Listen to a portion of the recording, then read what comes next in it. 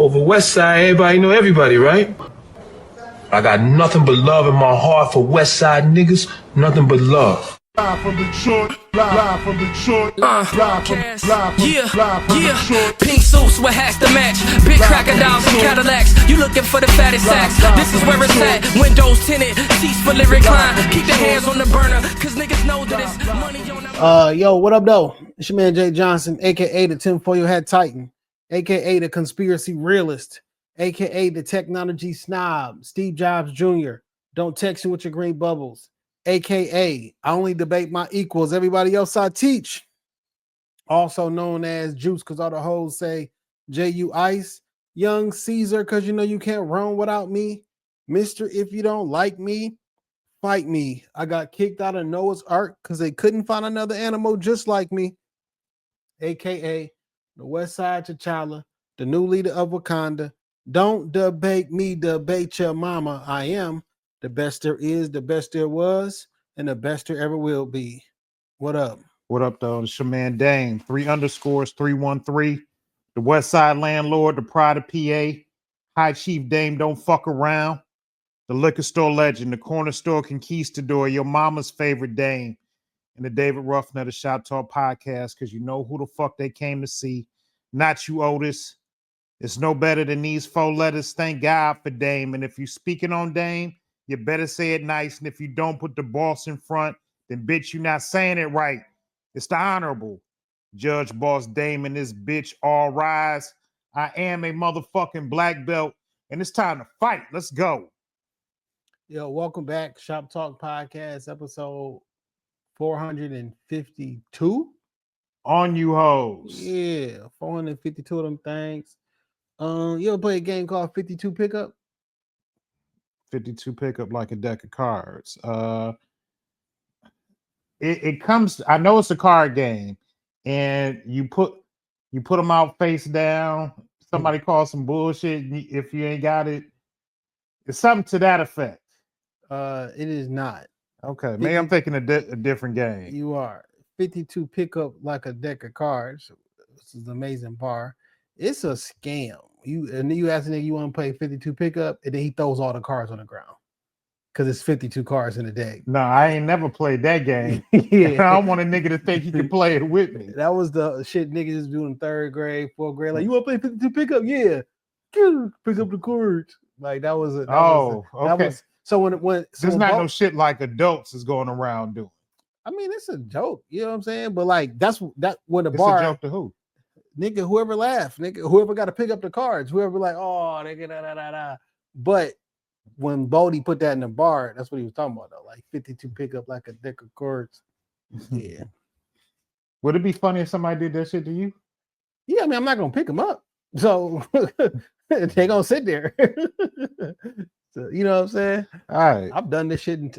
I've done it myself. You feel me? I was in middle school, but they play cards. You be at the table when play 52 pickup, and then you drop all the cards. Like, let me guess, you won't take the disrespect. I'm not. It make me feel a way when I think about it. Yeah, but that's it. Like that's it. I don't really play a lot of cards, so it ain't gonna be too many situations where I'm around some shit like that. Yeah. So, do you know how to play spades? So here's my love-hate with spades. Do I know how to play? Yes. Do I want to sit there and like play for a long ass time? No. Like if I feel like what's a long time? We win like 2 games. I don't want to sit there and win till they find a combination that can get us off the table. I've had enough. You play Uno? Yeah. Do you after 2 games do you leave or like? I'm straight. I don't want to play no more. So what do you do for fun, Dave? I do it like that's fun for me. I'm gonna play, but I don't want to do that shit all night. Oh, well, I've been winning my whole life, so I'm typically on the table all the time. You feel me? Okay. Looking for somebody to give me some sort of competition. I get you off the table. Something about this doesn't say master card player, master. No, I don't think Motherfucker, so. You David Copperfield? Like what says master card player about you? Your Crocs? Yeah, because these are pretty expensive Crocs. Master card player. I mean, I'm quite literally or quite possibly, we can play spades. I'm quite possibly the greatest spade player of all time. It's debatable. But I'm quite possibly. I'm glad that you brought the greatest spade player. I'm glad that you said that, because here be my argument to niggas, because they get real competitive and real spicy. Niggas feel a way about disrespecting their spades game. After you win, what do you have? Money, because we playing for some dollars. All right. What, like, after we win the fucking cook-off in the summertime, what do we have? I have my self-respect. I'm knowing that I'm the champ. Right. So when we play in these spades table, I'm going to disrespect you while I'm not you per se, but I'm going to disrespect you while we're playing, get these jokes off, have some, music, conversation, whoop some ass. I enjoy playing cards. Come to think about it, it's just fun. I don't necessarily know if it's the card game that's fun, or is it the act itself that's fun? It's the magic that the card game makes. That's what it is. And like for spades, it's a little cerebral. Like you looking at people's body language, you counting the cards. I know what's like, unless you're a horrible player, and sometimes people are. Like, now, why would you lead with that? The only reason you would lead with that is because you don't got no more, or you got very little. You know what I'm saying? Like you play, you watch people's body language. It's like poker, but not poker. You know what I'm saying? Okay, because I don't know how to play poker. I don't know how to play poker either. Okay. Like, I understand like the basic rules of it, but like I don't know what beats what, and I just never got into that shit. That was never my thing. But if I ever learn, I'm pretty sure I'll be a formidable opponent. I know. World championship of poker. Man, that would be lit, dog. Niggas do that shit for a living. That's crazy. They do. I remember, you remember Salium? Yeah. He started doing that shit for a living. That nigga just started playing poker for a living. Ray J's wife, one of the best poker players out right now. Ray J's wife. I seen her with like the hoodie she be on she be on TV. Yeah. Like she for real. I feel like that shit dangerous. Like the gambling aspect of it. The gambling and being in Vegas, and like for a hot second, there was some folks at this old gig where they was always looking for a spade game. Wednesday night they played, no, not spade, but Wednesday night was poker night, but they look for different games all the time. And like you can be in some rooms that's pretty dangerous. You know what I'm saying? Oh, they be looking for them type of games. Yeah. Well, if you do it for a living, like you doing it for a living, you know what I'm saying? And you want to play with the best people and whoever got the money. And like when somebody losing, it's time for you to go. And they down a whole bunch. They like, nah, you about to give me an opportunity to win my money back. It's like dice games. You cracking nigga on some dice and he want to shoot like, man, I'm about to go to work. No, you gonna give me an opportunity to win my money back. And it get crazy. So I'm glad that you brought that up. One time I was dating this young lady and she brought me to their family event. And they family game, like they play like bingo. Yeah, that's their family game. So much to the point, like everybody know they bingo card. So it's like a $20 put in. But you play it like 7 or 8 set of games. Then the next game is like a $20. So each of the 8 games is like a $20 put in, and you win if you can win the different pots. Yeah, during the game. So I did 2 $20 rounds. Bingo. Yes. All right. I did 2 $20 rounds with her family, and I won like several times, and I won the big pot at the end of both rounds.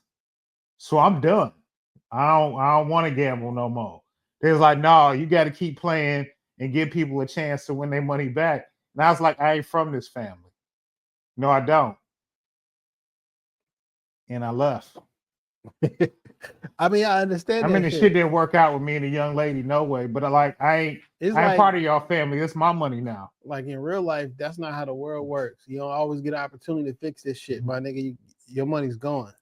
Yeah. And I prayed for God for $78, and I just won $78. I'm not giving it up. Nah. Guess what? I'm gonna pray to God for tonight. After I'm like, well, look, my nigga, I gave you the money. You gave it right back. Like you asked me for $78. I gave you the lucky hand. You won, And then you gambled it away. They was mad as fuck at me. Like before I left, they was mad as hell. Like my daddy and my uncles. Give a fuck, niggas. I left with my money.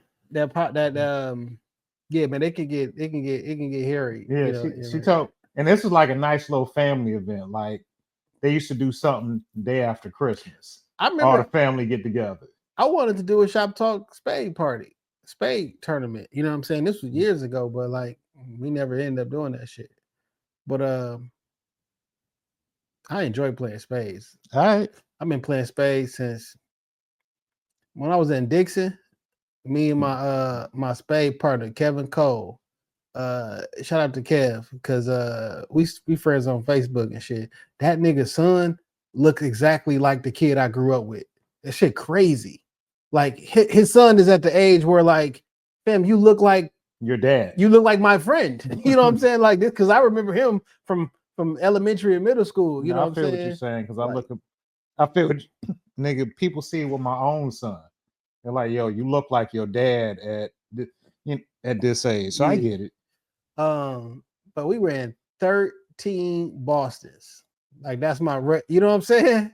Which is crazy because and see that's what's 13, it's 13 books in a Boston, and we won 13 different Bostons. And that's the type of shit that spades players hold on to. There's no national championship. There's no belt. It's over with. It's just a card game. And that's why I don't be wanting to play, because I don't be that serious about it. Well, it's competition and everything. Like there's no podcast world championship, but you would say to niggas that we the best podcast in the world. There's no podcast world championship. There's no don't compare casting the spades, because it's not the same. There's a different aggression when niggas play spades. And after I done won 2 games, black people. I've never seen white people play spades. There's a different aggression for how black people play everything. I can only say black people. I've never seen white people play spades. Nigga playing, they probably play bid. Yeah. So like when you graduate from spades to bid whiz, but I enjoy spades. Like I don't want to play spades where the heart is the spade. And I just want to play spades. I like it. You feel me? All right, if we're gonna play card games, now one I will fuck around with for a few hours, some Tonk. For sure. So I'll play some Tonk for a long ass time. So my ex, one of my exes rather, I don't really do the east side much. Right. You feel me? But when I will go over her grandfather's house, where they will be over there for hours and hours playing Tonk for money. You know what I'm saying? Yeah. I say the game, they could be over there for 15 hours playing Tonk. So I used to be over on Flanders and Dickerson playing Tonk. And then they one of them, no, you ain't about to go. I'm like, nigga, I'm getting my ass back to the west side, my nigga. But like Tonk, come on, man. Like it's different levels of Tonk. I can't tell you I'm the best player in the fucking world. You play 1 under?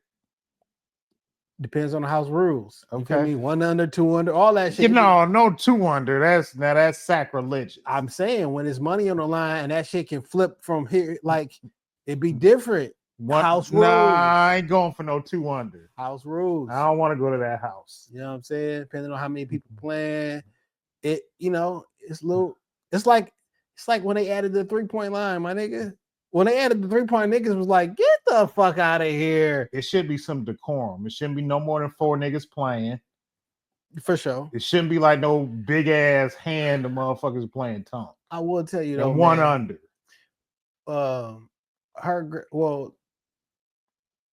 Her family was pretty funny. This is probably the funniest female I know. Okay. Which is one of the funniest. Because women aren't funny. Yeah, but like some are horseshoe. You feel me? And like, and some of them just always snappy, always got to come back. Yeah, I like them. Her grandfather, though, was the coolest nigga in the world. Looks like Richard Pryor. And it's just as funny. Like, he got a joke, your mama, your feet, whatever the case may be, for everything. So we used to go over there playing and shit. Sometimes I'll play, sometimes I would not. I'll just be like, can we fucking go? Because we've been over here for 5 hours. Yeah. You know what I'm saying? But when I'm playing, it was just so fun because niggas, it's constant jokes for like the whole time.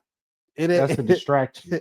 That's to get you off your game so they can win their money. But that was my man. He passed away a few years ago, man. I went to the services and all, because even though that was some high school and move over to adult stuff, them your people, them are like, Yeah, I you get connected. it. You feel me? But Tonk, Spades, for sure. I'm not playing no 2 under. Y'all can get out of there with them prison rules.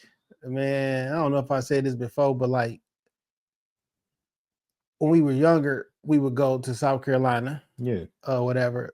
My cousin Netta made up some fucking card game called Jacks. You feel me? And she was whooping our ass, and but it seemed like the rules kept switching. It was like, wait, Because they was.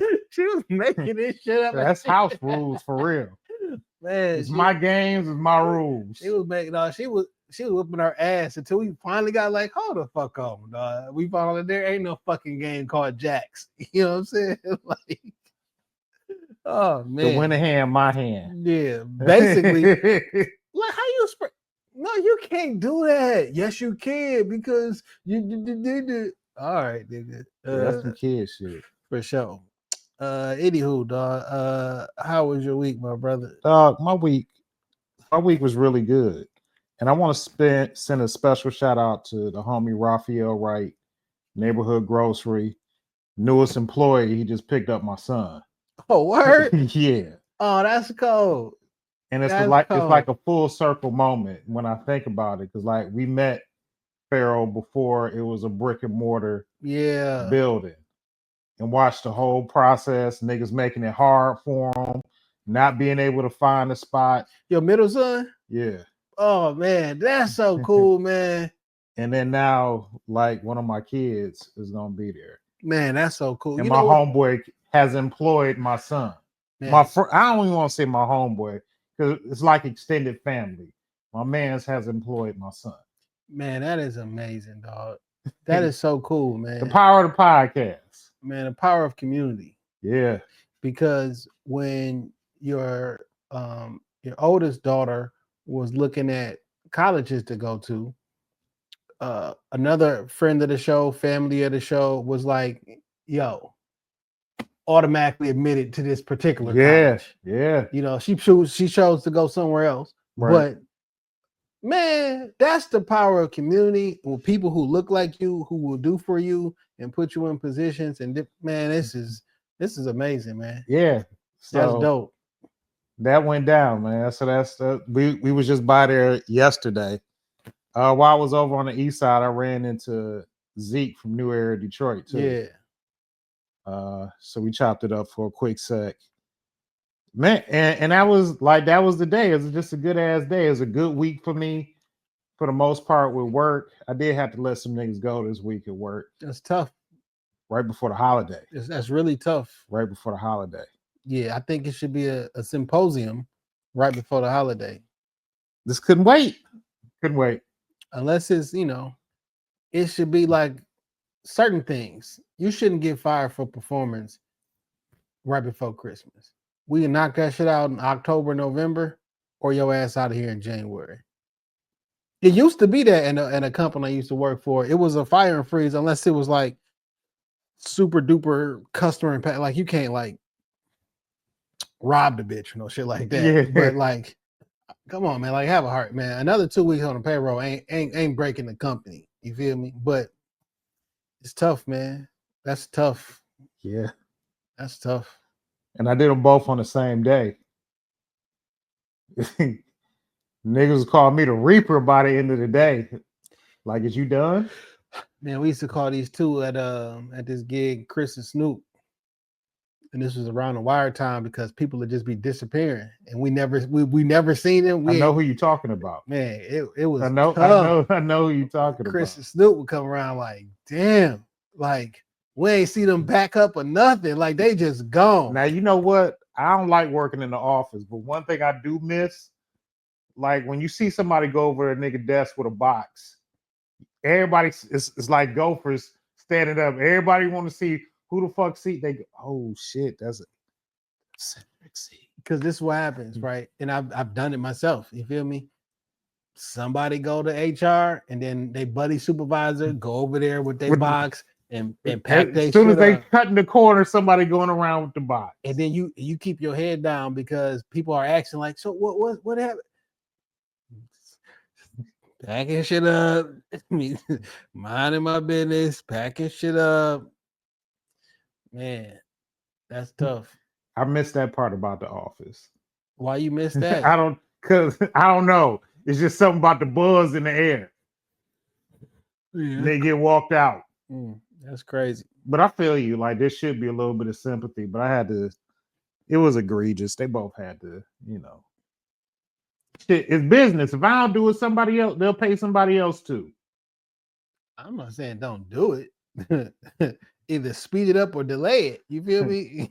In the last 2 weeks of the year, like, look, don't worry, don't bother coming back January 1st. You know what I'm saying? At the end of the year is the end of your year. You know what I'm saying? Don't worry. Call it like, hey, I just want to give you a heads up. Happy New Year. We gonna move in a different direction with your position. Do they still keep coming to work, or can we just send them home? Because I'm a fire. So if that's your logic that we come January 1st, you going anyway. How about this? You just go ahead and log out. No, I'm gonna get as much as I can get out you. I'm getting out. But they gonna sandbag you. They gonna give you their ass. That's why you don't. That's why you don't tell them ahead of time. You call them on New Year's Eve, or 2 years. They're like, hey, just want to give you a heads up. That's still not a holiday. That's still not the holiday season. What I'm saying is, we give you a heads up. You have January 1st off. Don't worry. No, you give them the first off, right? Everybody off the first, right? Maybe. Now on the second, badge don't work on the second. Okay. Badge don't work on the second. Job's done. It ain't no Kobe. Job's not done. No, job's done. All right. There's no real good way to fire people. Two things that I've always felt like, no matter how much you try and smooth it over, there's really no good way to break up with somebody, and there's no good way to fire somebody. I don't know, man. Now I got like a script for both that I kind of like stick to, but like sometimes it works. It's no more questions. I've been in leadership since 2007, 2008, and I have prepared, I don't know, maybe 17 terminations. I've delivered one, and that one I delivered was in 2024. Like I've only delivered one because they all just don't come back to work on that last day. They always do me a favor. They just never come back. I'm like, how can I be this accurate, or how can I be this lucky? I write them out, prepare them, they never come back. So I did do one, and the transition, I pulled them, discussed a little bit, like, hey, today's the day. Hurry it up. I gotta blah, blah, blah. I'll give you some time. You know what I'm saying? Come back and holler at me about 5 to 10 minutes or whatever. And then we discussed, so there's some paperwork that you may need, Cobra, shit like that or whatnot. It wasn't surprised. You want like when it get to this point, it's been 7, 8 months. It's been a long time. But like, here's a way that you can do it with dignity. You know what I'm saying? Like, I do it with dignity, but I just don't feel like it's just one of them conversations that typically just doesn't go over well, just because how people get in their feelings about it. Yeah. So I don't think any terminate, unless you've done something that you did something and we have to immediately move right now. I don't think any of this shit should ever be a surprise. You know what I mean? Like listen, I just want to give you the heads up. Like, this not okay. This is gonna fuck around and get you fired. And it's never like I'm springing something on you. Like, hey, let's go talk with me, you, HR, and senior leadership. Like, what is this about? Oh, you're gonna know well in advance that you fucking up. When it's a surprise, when somebody didn't do the good God communicating, it's never a good conversation. But when you knew this was coming. Like, this coming. But Jay, niggas gonna nig. No, everybody don't know. Everybody don't nig something because all adults don't nig. I've been privy and inside the room with a bunch of terms but I had to deliver. It don't always go bad, and breakups don't always go bad. I'm not good at breakups. So that's probably why I don't do a lot of relationships. I don't like, and The reason you don't do a lot of relationships is because you don't like. That's the reason. all right, I tried to. That's how niggas be like. See, that's what I be talking about. That's why I'll never come here. Because you tripped when you walk through the door. That's why you never come to Costco. I tried to slide it under the door. Oh shit! You know, I'll be liking confrontation in that area of my life. Dame not liking confrontation, boy, and not in my intimate areas of my life. Nigga, every Dame Gone Wild story is about a confrontation in the intimate area of your life. Would you stop the cap, my nigga? Stop the cap, nigga. I don't know where else to go with it, Jason. I don't know where else to go with it. You know, it seemed like you would be really good in that space.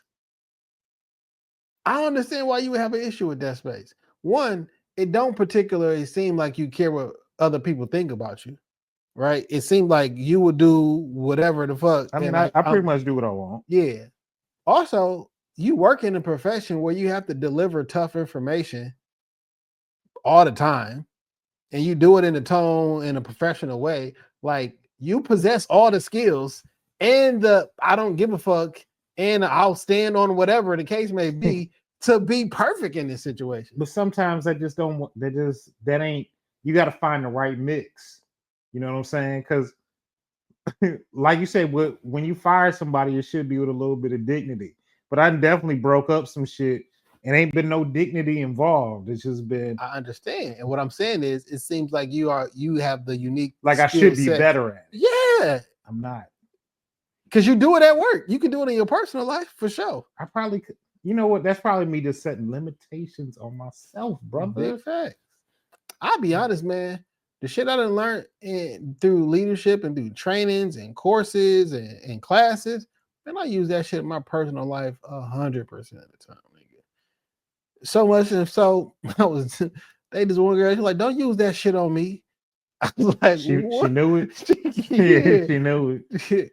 You know, I've dated a couple women I've worked with before. So you're like, don't do your Jedi mind shit on me. Like, fam, this how I handle conflict. I'm sorry. What do you want me to do? Like, sorry, I'm trying to de-escalate, but I used to have this chick I used to deal with. She like, don't use your professional voice. Like, don't professional voice me. Talk. She said I used to talk like a sailor. Like talk like you sailing the seas, nigga. Hey man, what you want me to do, dog? Cause I can either be ultra professional and ultra nice, or it can be straight anarchy, and I can be a complete dick. It's probably best to be the former and not the latter. You know what's funny? You talk about how many you done prepped. I'm probably fired about 20 people, maybe more. And I remember, you know, Nina, shout out to Nina, our friend. I don't know what type of beef y'all got, but we don't have no beef. She always think y'all got like a problem. I have no idea why. And I tell her all the time, like Jay fuck with you. Like, there's no problem. I tell her that shit all the time. I don't know. It's something there. I don't know what it is. We talk on the socials and shit. Like, I don't have an issue at all. Like, maybe it's not there no more. She never did nothing to me. But anyway, she helped me get into like this job where I was a supervisor. And I remember one day she called me up. She was like, nigga, I didn't try and get you in there so you bring that Comcast shit to this job. Because I was firing niggas like we was working on Van Dyke. I mean, some niggas need to get fired, though. They do. But I was letting the bodies go. I just feel like in order to establish myself, sometimes I got to let a head or two roll. I mean, I don't need all that, but like, if you not doing what you supposed to be doing, I mean, it's justified, but like if you ain't doing what you ain't doing, like, you can always get softer. You can't get meaner. So you know what I'm saying? Like, you can't get tougher at work. You got to come in tough. I feel you. Like, you can't start with a average price and then raise your prices 400%. That's not a thing. I don't know if you ever heard Dame Dash talking about him and Jay-Z, how he was frustrated with Jay-Z when he dropped the S dots. He was like, you put your actual name, S. Carter, on a $75 shoe? Like, how would you ever sell some shit for $600 now?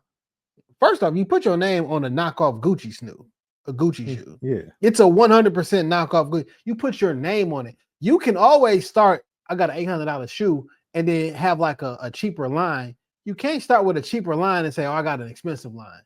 That don't work. It's tough to do that. You know who's trying to do that right now? Kia. The Kia Telluride, that motherfucker cold, man. Yeah, it's a nice. I know. Kia makes some really good cars. They make some cold ass EVs, but the name recognition they got, it's like, nigga, no. Even though the product is great. That's why I like companies to be like, we gonna start another company and name it something different. Nigga, I took my daughter to the dealership last year because I found a Kia Soul right in her price range. It was clean. She see when that nigga pulled around the corner with that Kia. She's like, Dad, it's a Kia. I can't. That's crazy. I said, you don't even have a car. She's like, I can't. Okay, fuck it. You won't. You won't. You walk. But like, that's so crazy. She just didn't want to be associated with that shit. Same shit. And I'm just like, the car, like it's boxy, but I mean, ain't nothing wrong with that motherfucker. Nigga, when I went to Puerto Rico, nigga, I didn't see shit but fucking Toyota Tundras. Dumb bitches is everywhere, nigga. Just how you see an F-150 wherever you at, nigga, they everywhere. I'm like, oh shit, this is different. Somebody over here making money. Toyotas. Them motherfuckers is everywhere, dog. So then I get to the crib, I'm Googling. I'm like, oh, this shit competitive price. Look at all these fucking consumer ratings. Look at the customer satisfaction ratings. These motherfuckers, I mean, it's a Toyota. You know them bitches run forever and shit. I'm like, why exactly is this not the thing in the States? Exactly. The fucking because it's a Toyota. Nigga, the Taliban be in the motherfucking Toyotas. They be having the guns on the back of the bitches. The old school nigga, they still got the Toyota trucks and the Nissan trucks, nigga, from the 90s. Dog, my dad had a Toyota Previa, and if you ever Google that shit, it's shaped like a penis. Wow. He had a blue one, nigga. He drove that bitch. My mama drove that bitch. I blew the transmission out on my car in my 20s. I drove that bitch. We bought it brand new like in 92, 93, because all it had was a tape deck in it. That motherfucker rolled. Oh, it finally died at like 380,000 miles. It finally died. I just had to find my dad. My dad had a Nissan D21. This truck. Yeah, I know that truck. Man, my dad used to have this bitch. We used to be in that bitch everywhere, dog. That truck ran. When he got rid of this truck, I think he got a Dodge Shadow. When them Shadows first came out, and he had a blue one with his little paint and a little Shadow was amazing.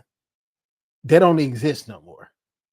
I mean, like, I haven't seen one on the road in the junk. Like, they just gone.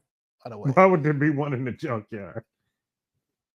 They just don't be there, nigga. Okay. Junkyard got a whole bunch of old shit.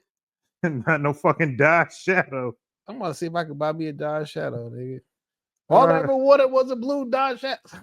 No, it wasn't. No, you never wanted one. Shit, yes, the fuck I did. He had a 2-door or 4-door. Dodge Shadow blue, nigga. This car was cold. He had a 2-door. Okay. Yeah, it was this. That's it. That's the Shadow. It was similar to this color, but it was only like 2 like his, and he had this little. Listen, dog. They had some script in the paint. He had like a, you know how to have like an accent line, but at the end of it, it was like it was swirled at the end. So like the car got stole, and the reason we knew which one it was is because he got the swirl. Yeah, nigga, that car. I used to love that motherfucker. That shit was sweet as shit to me, dog. And then he got the first Dodge Ram. You know what I'm saying? When them bitches them fucking Rams still look exactly the same now. But it is expound on. That's funny. Anywho, this week, what I do this week. This week I took some pictures for Ant and Polo 2 times. They got a project coming out. I did some pictures. That's where you was at that late night behind the scenes shit. Yeah. Some of them gonna be some album covers and just some promo shoots and shit. I did that, and that's gonna be cold. I did Fred's podcast, Wealth Rant. I did that the other day. That's on YouTube. Yeah, I saw that just posted. I ain't had a chance to listen to it yet. I'm drop the link in the show notes or whatever. So shout out to FD White, Fred. I did watch Fred's podcast on Tim Bridge. I thought that was real good. Man, Tim Bridge does such an excellent job. I didn't His watch research. I didn't watch it yet.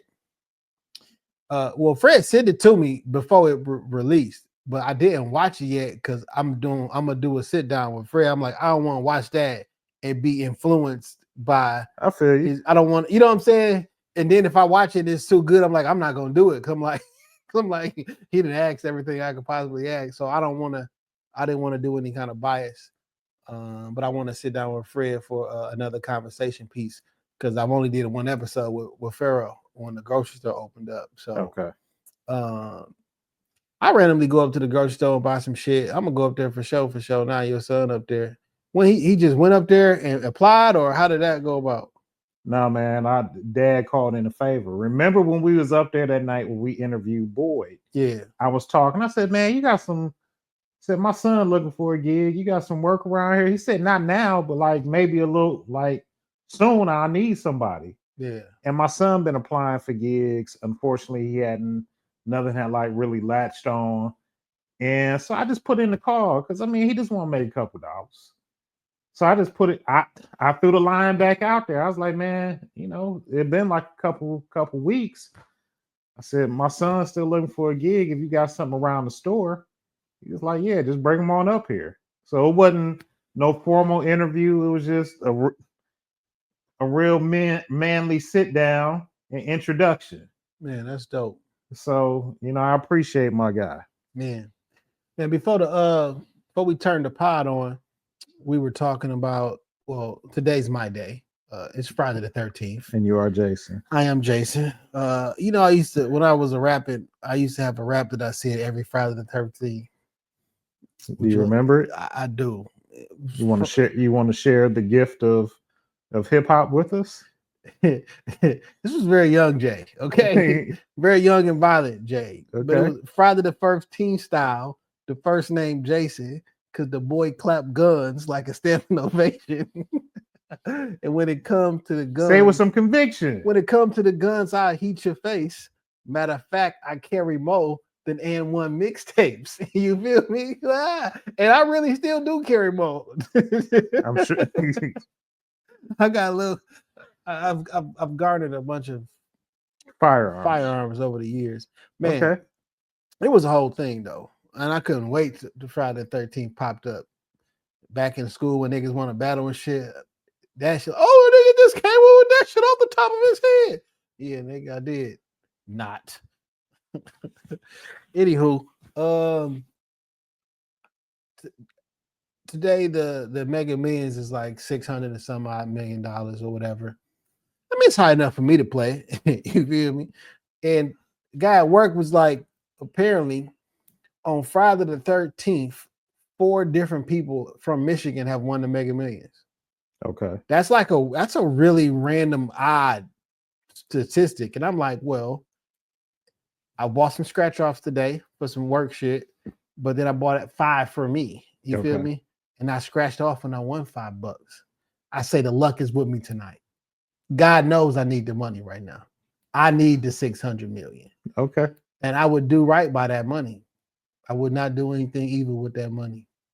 But but to the evil? No, the but is not to the evil. But the devil was trying to stop me before we started pie a little bit later than usual because it wouldn't let me buy the tickets on the internet, on the little app. They tried to stop me. I think it's our time. Okay. The world will change. Your life is gonna change. My life is gonna change. It would. It will. You know what I'm saying? What's the first thing you're gonna buy? Some food. I'm gonna go get something to eat. As soon as I find out that I've won, I'm going to get something to eat. So I'm just gonna ask, when you find out, let me come with you, because like I'm gonna need somebody to console me, because I'm just gonna cry all through the food. Like I'm just gonna sit at the table and cry. I don't need a nigga crying over my food. This is a joyous occasion. It's gonna be tears of joy. What did I do to deserve this? I might catch a flight, depending on what time it is. I might catch a flight to the West Coast, whatever flight to the West Coast, because I'll gain 3 more hours and I can go to a different restaurant when shit over here closed. You feel me?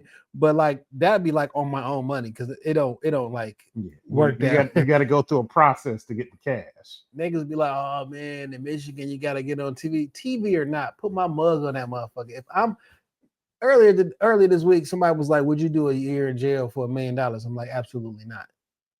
Because no. I'm a target in jail.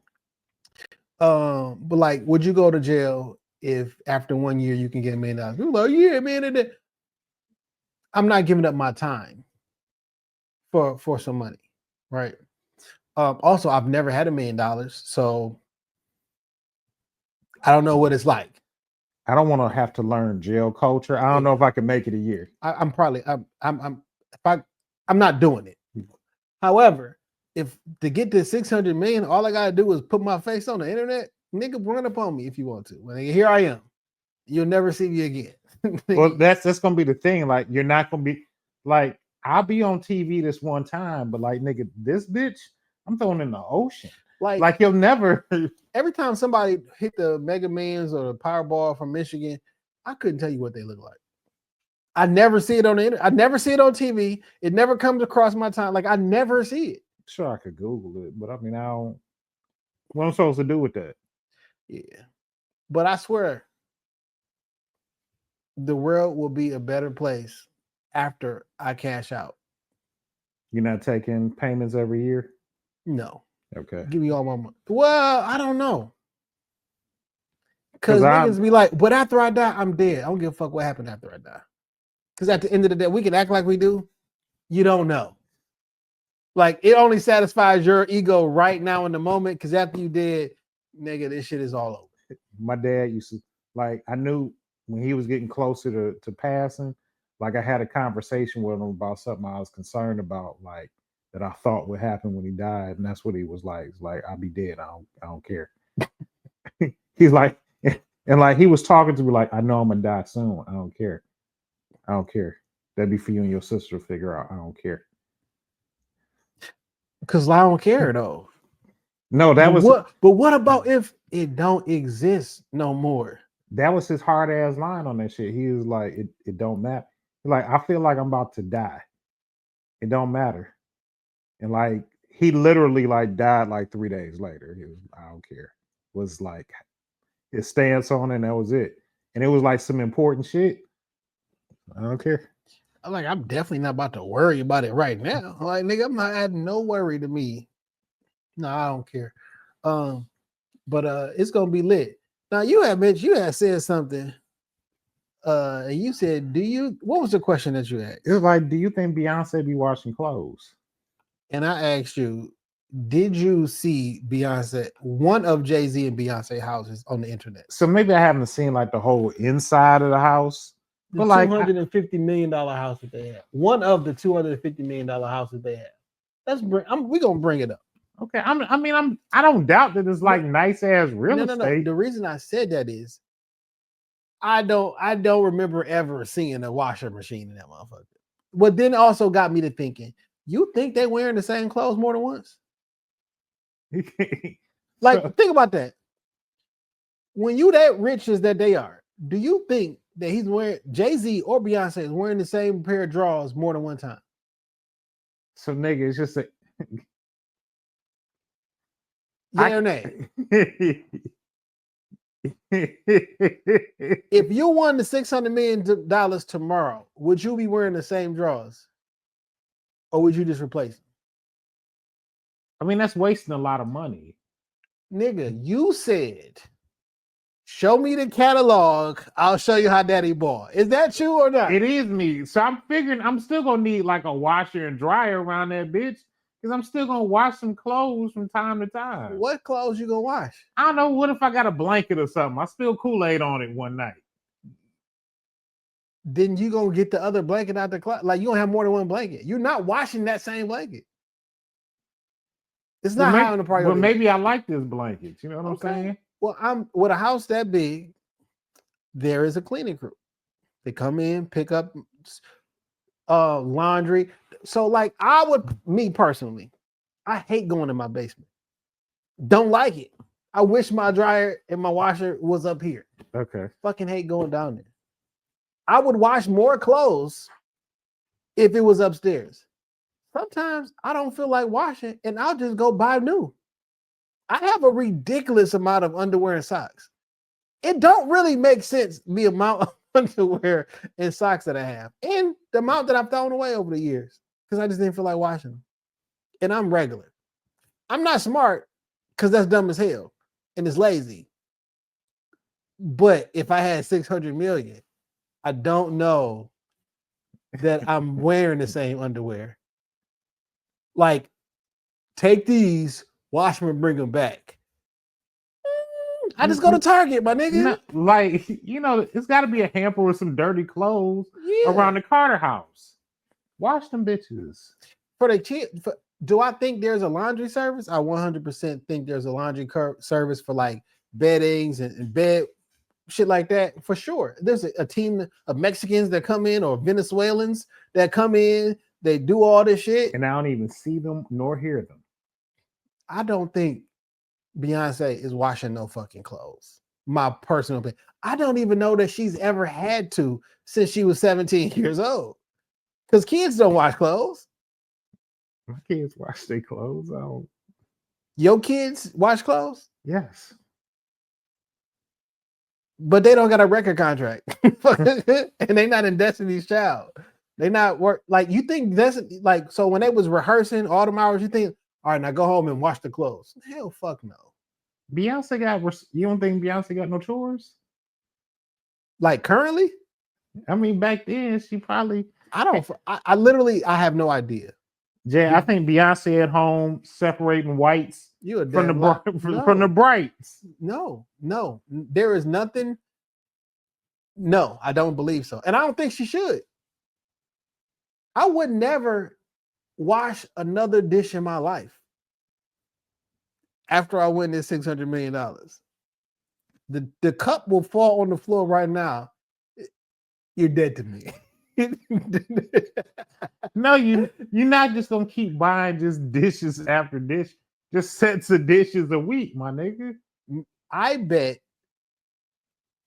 a nigga in Detroit smokes more weed up than it would cost me to replace them dishes daily. Because niggas smoke weed every day, and this shit not cheap. Niggas be smoking all day, every day. Okay. The goddamn dishes I got from fucking Walmart do not cost but $18 or so. I don't know what the fuck they cost, but I'm pretty sure niggas' weed habit would sustain. Matter of fact, niggas buy enough weed to buy underwear every fucking day. How much some weed cost? I mean, depending where you go. I don't know because I don't buy it. I caught me an ounce from the dispensary once for like $30. That's really cheap. How much do niggas smoke? More than an ounce a day? I mean, I couldn't smoke an ounce a day, but I'm sure it's possible. How many ounces in a week? Not you per se, but like a nigga who smoke all the time, who like no responsibility. How many? Maybe two. 2 ounces a week? Yeah. $60. Nigga, on the low end. That's on the low. On the low end, nigga, that's underwear and t-shirts, my nigga, for a week. You probably spent more on weed than it would cost you to replace socks and drawers. What, a bag of fucking white undershirts at Target is like $27. And it's like 8 of the bitches or something. It's more than the week worth. You feel me? I feel niggas probably smoke enough money. Like, I mean, is it wasteful? Should you wash it? Yeah, but I got a thing for white shirts, by the way. Like, the shit gotta look perfect though. Like I don't want no bacon neck. yeah. So like The neck get yellow. once it don't got that, no, it go to the trash Yeah. or it becomes a dust rag. and it's still cheaper than whatever the fancy shit niggas be buying, like spending $400 on this white shirt. My nigga, give me the pack from a Goodfellow at Target. Give me the pack of white tees, Them whatever. Goodfellow shirts be good. Goodfellow, everything is amazing. Smart, like nigga, the pant, shoe, not shoe. I ain't never worn I no never shoe. wore the shoe, but I wore the pants and the jacket, shirts. socks, underwear. I've done it all. Okay. Yeah. You stand. It's a brand name. I stand behind I it. trust it. I really do. I can't even lie. Let me see this Jay-Z and Beyonce house because shit. clearly I'm missing something. And why don't you think Beyonce can get her ass up? Can or have to. I wouldn't do it if it was me. But So like why would she? they got small kids. No, they don't. Yes, they do. Them twins is little. Little. Google and see how old them kids is. Them kids is little. They babies. I just seen one of them They on not babies, my nigga. Nick, I just seen one of them on Entertainment Tonight. I bet you them kids over 5. How old is that? Damn, they 7. You niggas ain't no fucking babies. How? It's been a long time, nigga. Nigga, Blue is like a high schooler or some shit. No, she not. She like 12, I think. I don't know, dog. She can't be that old. I think time has been flying, my nigga. It's been 5 years, nigga, since COVID. She 12. I knew I was kind of right. Blue Ivy is 12. Yeah. She a big ass 12-year-old. She's a baby. She a baby. So she got young kids in the house. So like when you got kids, you gotta have like a washer and dryer, my nigga. It's just But I'm not telling you. I think Beyonce putting them clothes in that basket, walking down to the basement, You don't and believe measuring out that motherfucking time. You don't believe that, dog. Why shouldn't she? She a wife. I don't think you believe that, dog. You don't think Beyonce around there cooking? Can Beyonce cook? I think You don't think she be around her own house cooking? No. Come on, man. She got to cook sometimes. Yeah, cooking sometimes and being around the house cooking is something totally different, dog. 3 days a week. I don't know her. Like, first off, we don't know this woman. She don't do like interviews where you be like, yeah, I feel like I know her. We don't fucking know. But no. Because why would I? I can have whatever. I got executive chefs who meal prep and do all this shit for the whole. Why would I? Why would I? like she ain't at the cookout, my nigga. That's not like yo, Beyonce bring the mac and cheese. That's not a thing. I mean, if she has a chef that can make everything better than her. There's nothing that she gonna make that's better than a nigga that she can like hire. is the chef on call? Like he at the crib? Like it's Beyonce and Jay-Z, they billionaires. Because if he on you call, see this fucking house, you tell me where the laundry at that you think it's in the basement. like that's where it's at. Look how fucking big this house is. You think like she's taking the basket? Yes. Oh, look at this shit. She take a basket to the basement, wash them clothes. Damn, this place is big. She hate going in that basement just like you hate going down there. Damn, this place is as big as a hotel, dog. She is no, my nigga. She probably got a hamper. There's no hamper. There's not even a trash can nowhere near around this motherfucker. There's probably like a chute where she just put the clothes down. Man, and then meet her downstairs. Look at this place, dog. That's a beautiful home. And this is just one. They worth over $2.5 billion together. You think she washing her own clothes, my nigga? It's people who live in Birmingham that don't wash their own clothes, nigga. I don't know, man. All right, maybe she don't. Maybe she ain't doing no. Maybe she ain't doing no domestic work around the house. And it's just a home. They probably be. Oh, I'm in the villa in LA this day, and I got a spot in London. I got it. This is I mean, they got a home in Maui. yeah. So, I mean, all right, I guess. Maybe I was off base on that one. Yeah, man. Maybe I was a little off. Randomly, the only reason that popped in my head because I was looking at some home shit again last Saturday, and their house was it just kept popping up. I'm like, y'all just really want me to look at their house? Man, it's not happening. Quentin Tarantino, why you think movies are better than TV shows? Nigga, shut up. Because you make movies and not TV shows. That's why you think they better. It's like he reverse psychologizing his way in. Yeah, I don't think that Beyonce is washing her own clothes, because why would I? I don't think she's because if somebody got a hold of Beyonce draws, you probably get a pretty penny for them motherfuckers. You probably get murdered.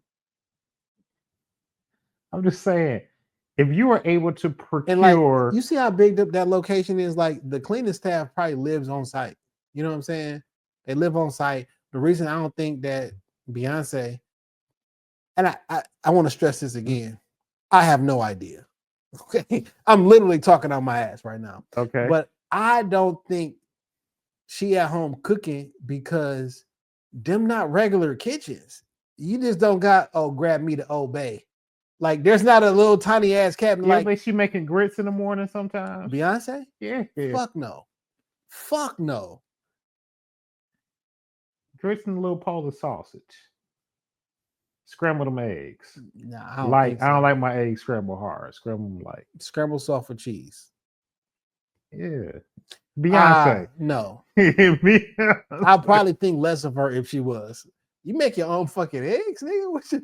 Who you think you is? When you toast my bread, I want butter on both sides. Yeah, I don't think that's a thing. If you don't put butter on both sides, we gonna have a conversation. What you mean? You know how you get your bread toasted? Say you go to Coney and you get a breakfast special. Yeah. And they bring you your bread toasted. It's usually buttered on one side. Yeah. I want butter on both sides of the bread. You want a soggy ass piece of bread? It don't have to be soggy. How is you gonna butter? Butter will make the bread. It makes one side soggy. It makes it softer. It's not soggy. I want butter on both. How you supposed to hold it? What do you mean, nigga? I don't mind if a little butter get in my hand. It's gonna be on the whole hand. That's how you hold a piece of. Yeah, hey man, everybody got their own thing. You feel me? That's how you want to do it. Go ahead. No. I can't. We listen and we don't judge. I don't play that game. I be judging like a motherfucker. We listen and we don't judge, nigga. Because that's what the fuck you doing to me right now. Just try it one time. Yo. We listen and we don't judge. We should do an episode like that one time. Seems like we're walking into it. We can do a few. I don't know.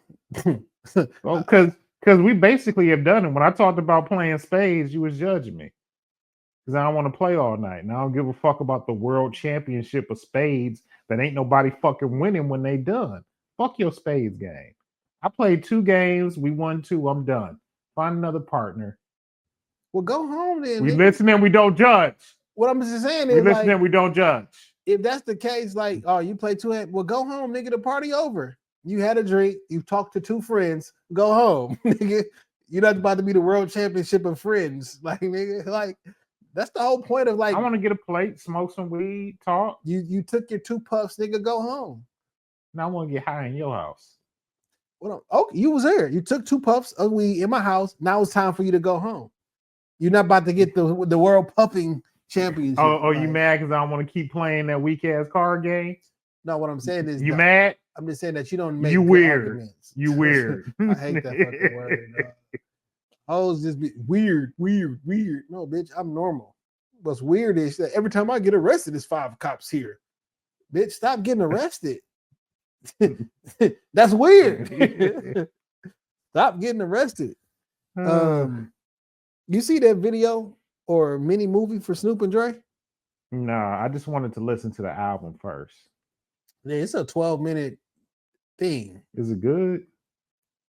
It's shot beautifully. Okay. Like, is it like a long video, basically? Ain't no rapping in it, motherfucker. Well, I guess they start rapping. It start off as a video, and then it's like they in a movie, and they say cut, and like Snoop and Dre are actually assassins, and they've been a hitman for a long time, and Oh, that's like a double entendre. They've yeah, been hitmen for. Oh, I caught it. It was towards the I end. lost it. Yeah, it was towards the end of the episode where they kind of started using language to be like, oh, and then like I don't want to get it twisted away, but like it was awkward, but it was okay. It's always weird when Dr. Dre talk because we don't never hear him speak. He don't talk that much. Yeah, so when he be like talking, they be like, is he weird? Is he awkward? Like we never really hear him talk. I kind of like that about certain celebrities. Like they do keep that air of mystery. Like, and if they talk, they gonna select who they talk to. Man, I have been listening to Inevitable, an audio series by J. Cole and Ibrahim. That's really good. Man, I paid the $10. You feel me? It's a $10. It's 10 episodes. I got like 30 minutes left on the last episode, and they, man, this is so fucking good. It is like I damn near think everybody who wants to be tough or wants to be good in the indie industry needs to like listen to that. And you hear so many different stories because J. Cole don't do a bunch of interviews. He don't. No, he one of them. They don't do interviews, and if he talk, he set up who you want to talk to and how it's curated.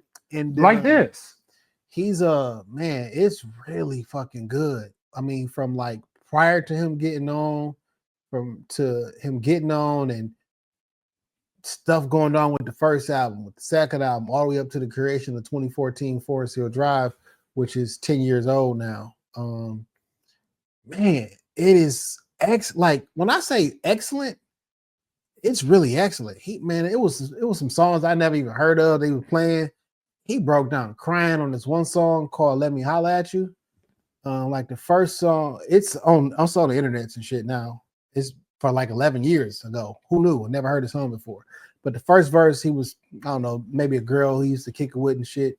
But the second verse, he wrote to his stepfather who left his mom. You know what I'm saying? And it was a tough verse. Like, I hope you're hearing this. Heard you ain't doing good. I want to throw hands with you. What you did. Like, it was like one of those. And through the journey of the conversation, he was explaining, like, just listening to it back, he was like, man, I was just so hurt. You know what I'm saying? I think he said he was like 26 or something at the time, but like he was so hurt. He said him and the guy have reconciled and they cool. And he just understands better now or whatever. But like, man, this is I wouldn't even call it a podcast because it's not a podcast. It is an audio series. I also didn't realize that they recorded this shit in 2022. I thought this was like, right now. His audio is from 2022 because he was like, it was one piece. It was like how music is right now in 2022 and 2023, and some of the stuff that they were saying, I can tell it wasn't in real time. Stuff he was talking about with him and Kendrick and Drake and this, like I could tell it wasn't in real time. But man, it is so excellent. So when you talk about some people who don't have a lot of conversations or whatever, there are not many interviews with J. Cole, period. That's why I feel like we see a lot of the same niggas just kind of rotate. They just be on different platforms. Man, the conversation, the discussions he had with Jay and the issues he had with Jay and the creative differences on certain things and him not wanting to, man, it's a really amazing, dog. And it's really, really good. So he also talked about like songs, how that, we ain't putting your album out without a hit type thing. Mm-hmm. And how much that pressure hurt and this and that, but ultimately made him a better songwriter. And songs that didn't make the album, his first album, the second album, and different shit. So he was able to like recreate the first album the way I envisioned it. And that's some amazing shit, dog. I can put my album out again with songs that didn't make it, different sequence and whatever. Like, this is how I really wanted it to sound. He got a different version of Forest Hill Drive with 8 additional songs on there that he put on even. Like the independent joint that Lil Russell and them use, where you can pay at least $10, but you can pay whatever you want as long as it's over $10. I mean, $10 to get into a club. Man, that's so fucking amazing. Where you have the ability to, this album was great. It went platinum in, I don't know, 8 months, 9 months, or some shit like that. But like, this is how I really wanted it to sound. This is without the amazing, wonderful journey. I think J. Cole is very much so underappreciated. And according to my Apple, y'all saw my Apple shit from last week. I listened to a lot of fucking J. Cole. And he one of them ones. He like top 5. Cole is really good. Like, what do you think about this? I was watching a conversation and they were making an argument for Kendrick Lamar being a GOAT. Not of like this generation. All time. Of all time. And the argument was name something that he doesn't do just as good as all the other greats. And then he said, even if there is something he doesn't do just as good, think about all the other things that he's done that they didn't do.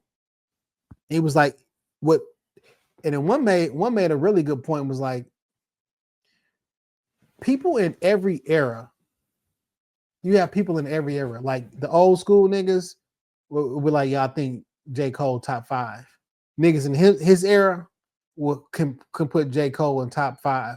And then niggas in this particular era, younger kids, can say, I think Kendrick Lamar is top 5. If the kids now, the people in your era, people in my era, the people in the KRSs and them, if all of them people can put you in the top 5, a kid right now, I'm not putting Jay-Z in a top 5, dog. That's not a thing. You know what I'm saying? Like, when the last time Jay released the album? 2015, maybe? I felt like 444 was during the pandemic, but I know it wasn't. No, But even if it was, that's still 5 years ago. It's been over 5 years since he released some music. Your son or your daughter do not think Jay-Z the top 5. Do she? No, shit. 444 came out in 2017. That's 7 years ago. And that was still not like a commercial success with like the kids, right? Your daughter probably know, your youngest daughter, she knows Not Like Us and all the other shit. She can put, nigga, we rap it together. You know what I'm saying? Like, in every generation, if somebody can put them in top 5, all generations, who can do that? Now, that's not my vote saying that he the greatest of all time or whatever, but like, it was really interesting arguments, because he was like, at what point are we gonna let that shit go? I'm talking to Pete about this shit right now, and I said Kendrick top 5 for sure. He was like, this generation, or other generation. I think I said Cole. And I'm like, this new generation. But then I was like, well, wait a minute. Of all generations. Them niggas been out for 15 years. They not new generation. They've been here 15 years now. They all been around since 2010. Yeah. It's 2025. We only knew Pac for 5 years, nigga. They tripled that.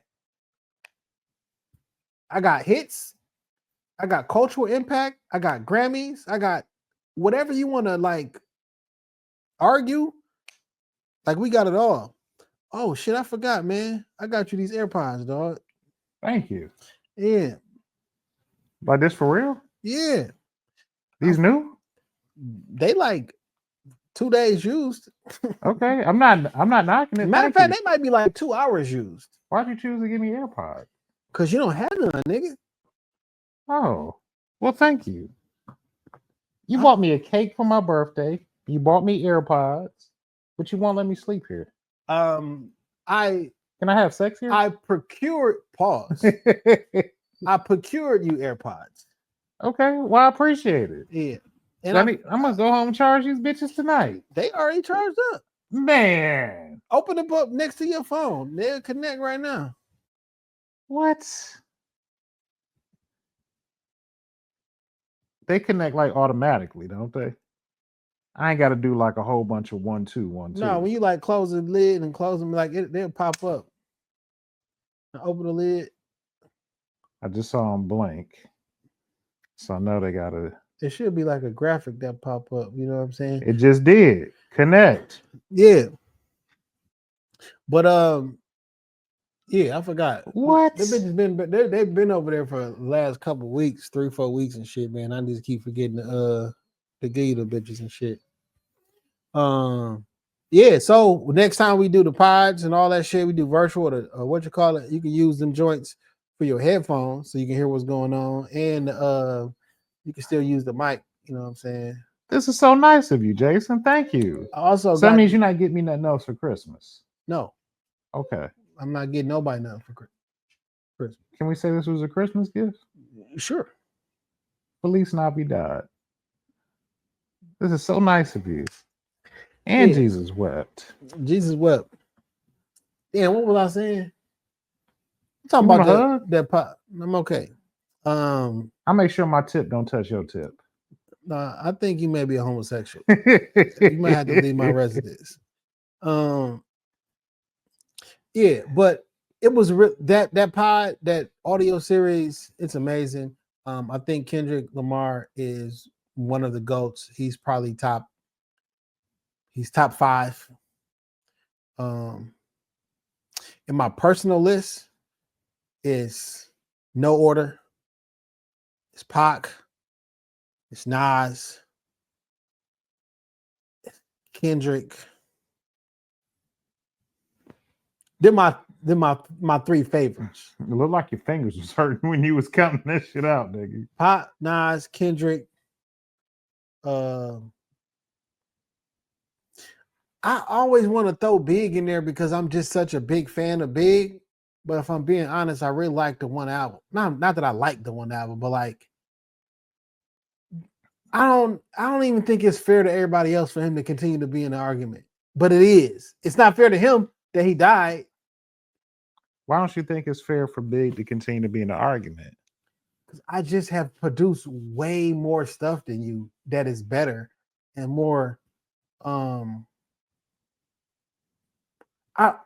confused because Big is so good. You feel me? I'm surprised that this is coming from you. That's why I just wanted to see. I don't know how. So here's the argument.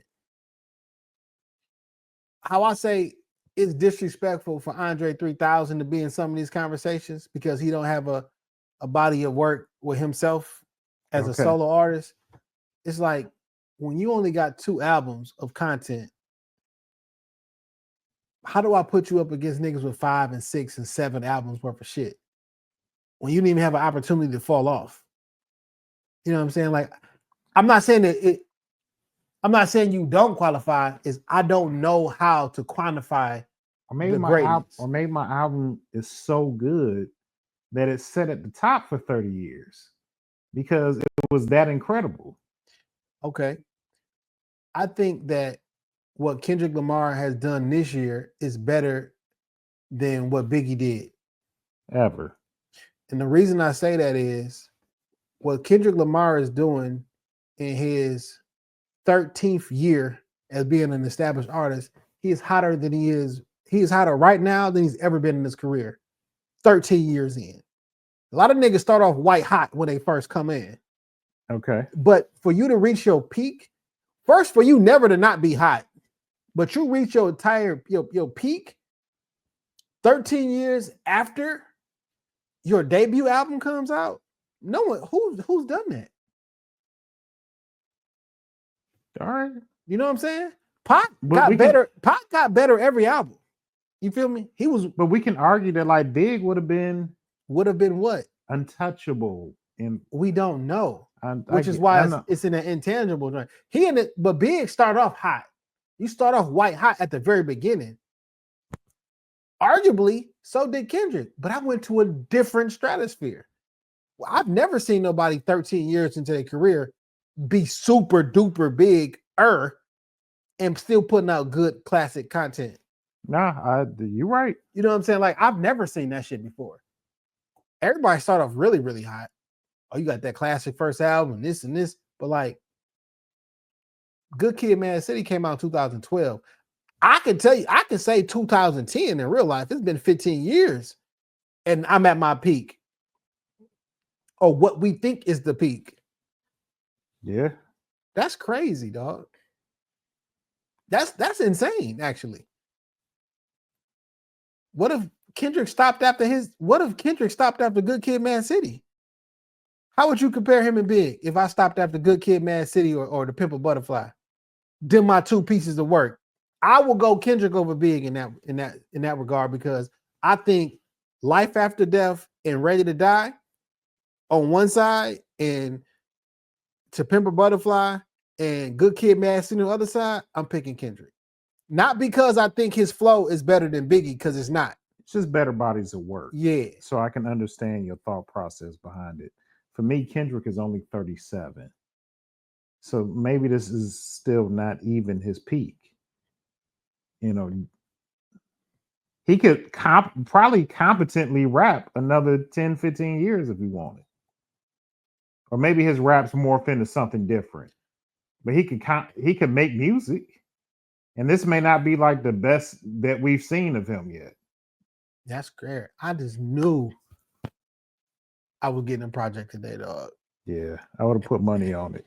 I was like, by noon, it's going to be a new Kendrick. That Dr. Dre and Snoop shit fucked it up. Yeah, because they came out today. Like, I can't drop this is the day. The whole Grand National, the 2,666 minutes. It is. Like, fam, that's not no fucking coincidence, dog. Because God up there laughing his ass off. That's a coincidence. Do we maybe get it just like real late tonight? Like, nigga, I get a text from you at like 11:40. Fam, you know Kendrick do everything right. I get like a text from you at 11:40. Kendrick just dropped. No, he do everything the right way, man. He not gonna drop on the day that Snoop and Dre drop. I could drop tomorrow. You remember when you remember when J. Cole pushed his album up to drop on the same day as Kanye? Yeah.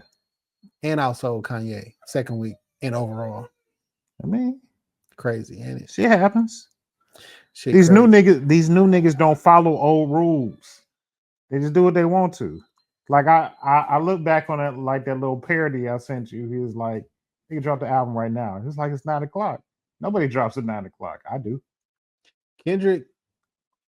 I'm sorry, I keep saying Kendrick.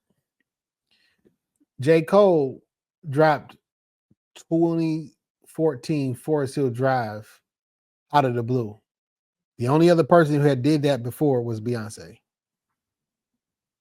And she had did it less than 12 months prior to. That wasn't a thing, dropping an album without a major single. And he was telling the story. He was like, we told him what was going to happen, Ibrahim was like, Tata was like, what you niggas, y'all niggas think y'all Beyonce? And he was like, well, look, this is what we doing. And he said later on in the evening, Tata put him to the side, was like, y'all respect that.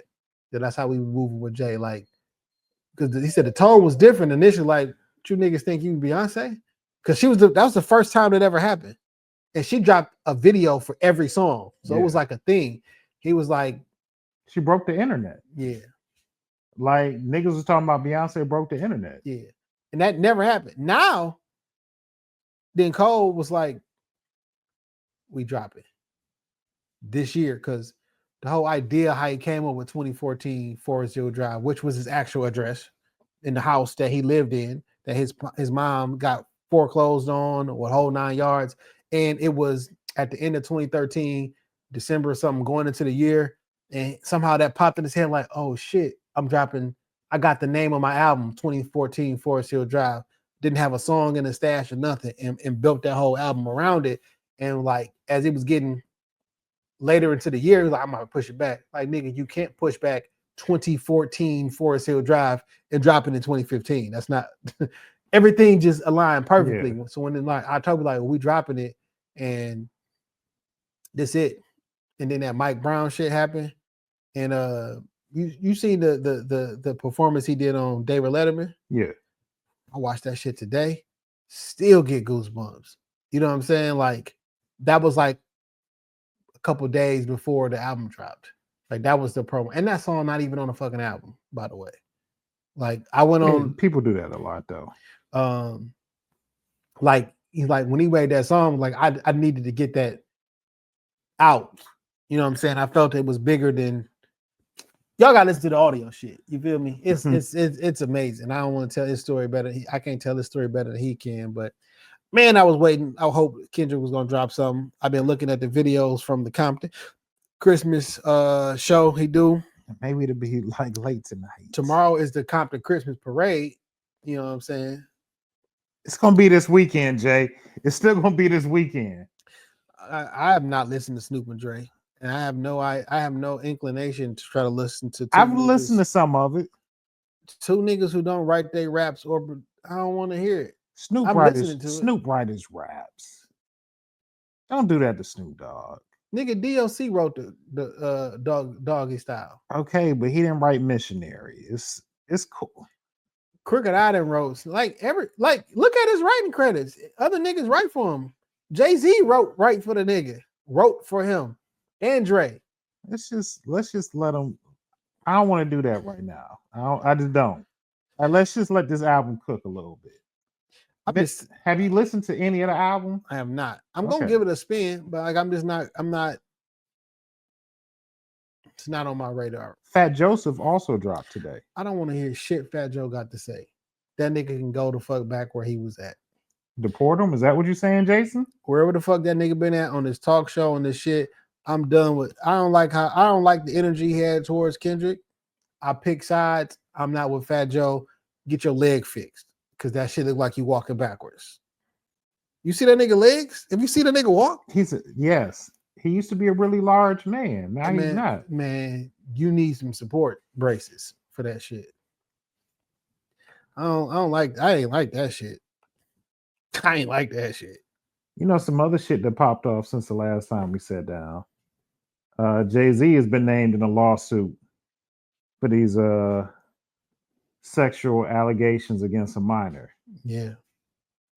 Big boy charges, man. Yeah, it is. Big boy charges. I mean, everybody innocent until proven guilty. You feel me? Jay-Z is innocent until proven guilty. You know what this means? That symbol? Yeah. No, I don't. It looks like the devil. It's something about this shit. And everybody innocent until proven guilty, but that right there, that shit concerns me. Do you think that's like some Illuminati, secret society type shit? That shit concerns me. This shit we've talked about in the past, by the way. Okay. But that shit concerns me. It really do. I showed him a picture. We're not gonna talk about it on the pod. But that shit concerns me. It really does. It really does. Does that have a name? If you want to go out a rabbit hole, you can search adrenochrome. I don't want to. But thank you. So anybody who wants to go down a rabbit hole in general on a general thing, not necessarily Jay-Z. I'm talking about the picture that I just showed, Dame. So don't say I'm attaching anything to anybody. But if you want to go down the adrenochrome wormhole, there you go. But I don't know, man. You know my favorite saying. Fuck it. Gotta hear both sides. No. Gotta hear both sides. I think that anybody who purports to know what's going on probably does not know what's going on. I'm not gonna get on no internet and say that man was raping no 13-year-old girl. You feel me? Him and Puffy. I can't say that, and I won't say that. I won't put that on nobody. I can't say that like there's no way that can happen, because there's a lot of people I would say this. I don't think a human being should be able to do that. Like in my brain will be like, yeah, that's the type of shit this nigga on. It, because I don't operate that way. We've been disappointed in the past, though. Yeah, and we don't know these people. That'd be the biggest thing at the end of the day. We we think we know them because we're familiar with their music, or when they did do interviews, or we used to see shit. But we don't know these people. I would like to believe that shit is patently untrue. But prior to knowing, I would like for that to be patently untrue. Okay. I think it serves all parties involved if that's patently untrue. Okay. Full stop. Full stop. In a different conversation, different paragraph, prior to us finding out that R. Kelly was marrying a 14-year-old girl, we would have liked to think that was patently untrue, that would possibly happen. Right? Right. Like before we realized that in the song Vibe, she's got that vibe. Aaliyah. He said Lil Aaliyah got that vibe. Aaliyah was 12 years old at the time when that song was created. There's not a bunch of people named Aaliyah before Aaliyah was named Aaliyah, right? I would like to say there ain't no way that a millionaire who can get any woman he want in the industry or whatever will be trying to do anything with a 12-year-old girl. It's like, why would I believe that? You know what I'm saying? Things have come to light. We look at that man totally different now. Can we believe it? Yeah, and I 100% do not want that to be the case for Jay-Z. I do not like, however, how y'all trying to make Jay-Z a pedophile, not my words, and nasty for marrying his wife that he's been with for all this time. Like trying to make it seem like he scooped her up while she was in middle school or some shit, or like niggas like to say that Beyonce was young when they first. Beyonce lying about her age. She older than what her quote unquote age is right now. That's what that. So no, she was only 17. Nigga, she older than what she says she is right now. I know that for a fact. That's her industry age. She is older than what she says she is. Me and Beyonce not the same age. Well, she's older than you. She's 43. Beyonce like 47. Nigga. Like she looks great. She was born in 1981. She was not. You know why I know she wasn't? Why? There was a long time ago. I'm watching Gabrielle Union. Can you Google how old Gabrielle Union is? Okay, she old. I know that much. Gabrielle Union age. Gabrielle 52. Gabrielle 52? Yes. I remember very distinctly Gabrielle Union on one of these late night talk shows. I think it was like David Letterman or The Tonight Show, one of those.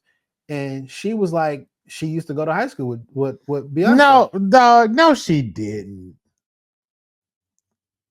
Maybe she said they was in the same school at the same time. Now that could be a 3 or 4 year difference, right? Right. Now, how old you say she is? Gabrielle Union 52. -4? -4 is 48. Didn't I just say she like what? Beyonce like 47? I could be off by a couple months. That woman older. Beyonce is older than what her industry age is. I don't think Jay-Z. All that to say, this not a bash session on Beyonce, whatever. She's an amazing woman, amazing artist, beautiful, the whole 9 yards. I think she is older than her industry age. So when people are trying to say he was talking to an underage girl, I don't believe it. I don't believe it. But we don't know these people, Jay.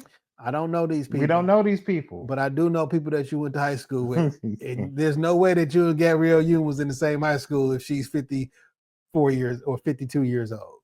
We don't know.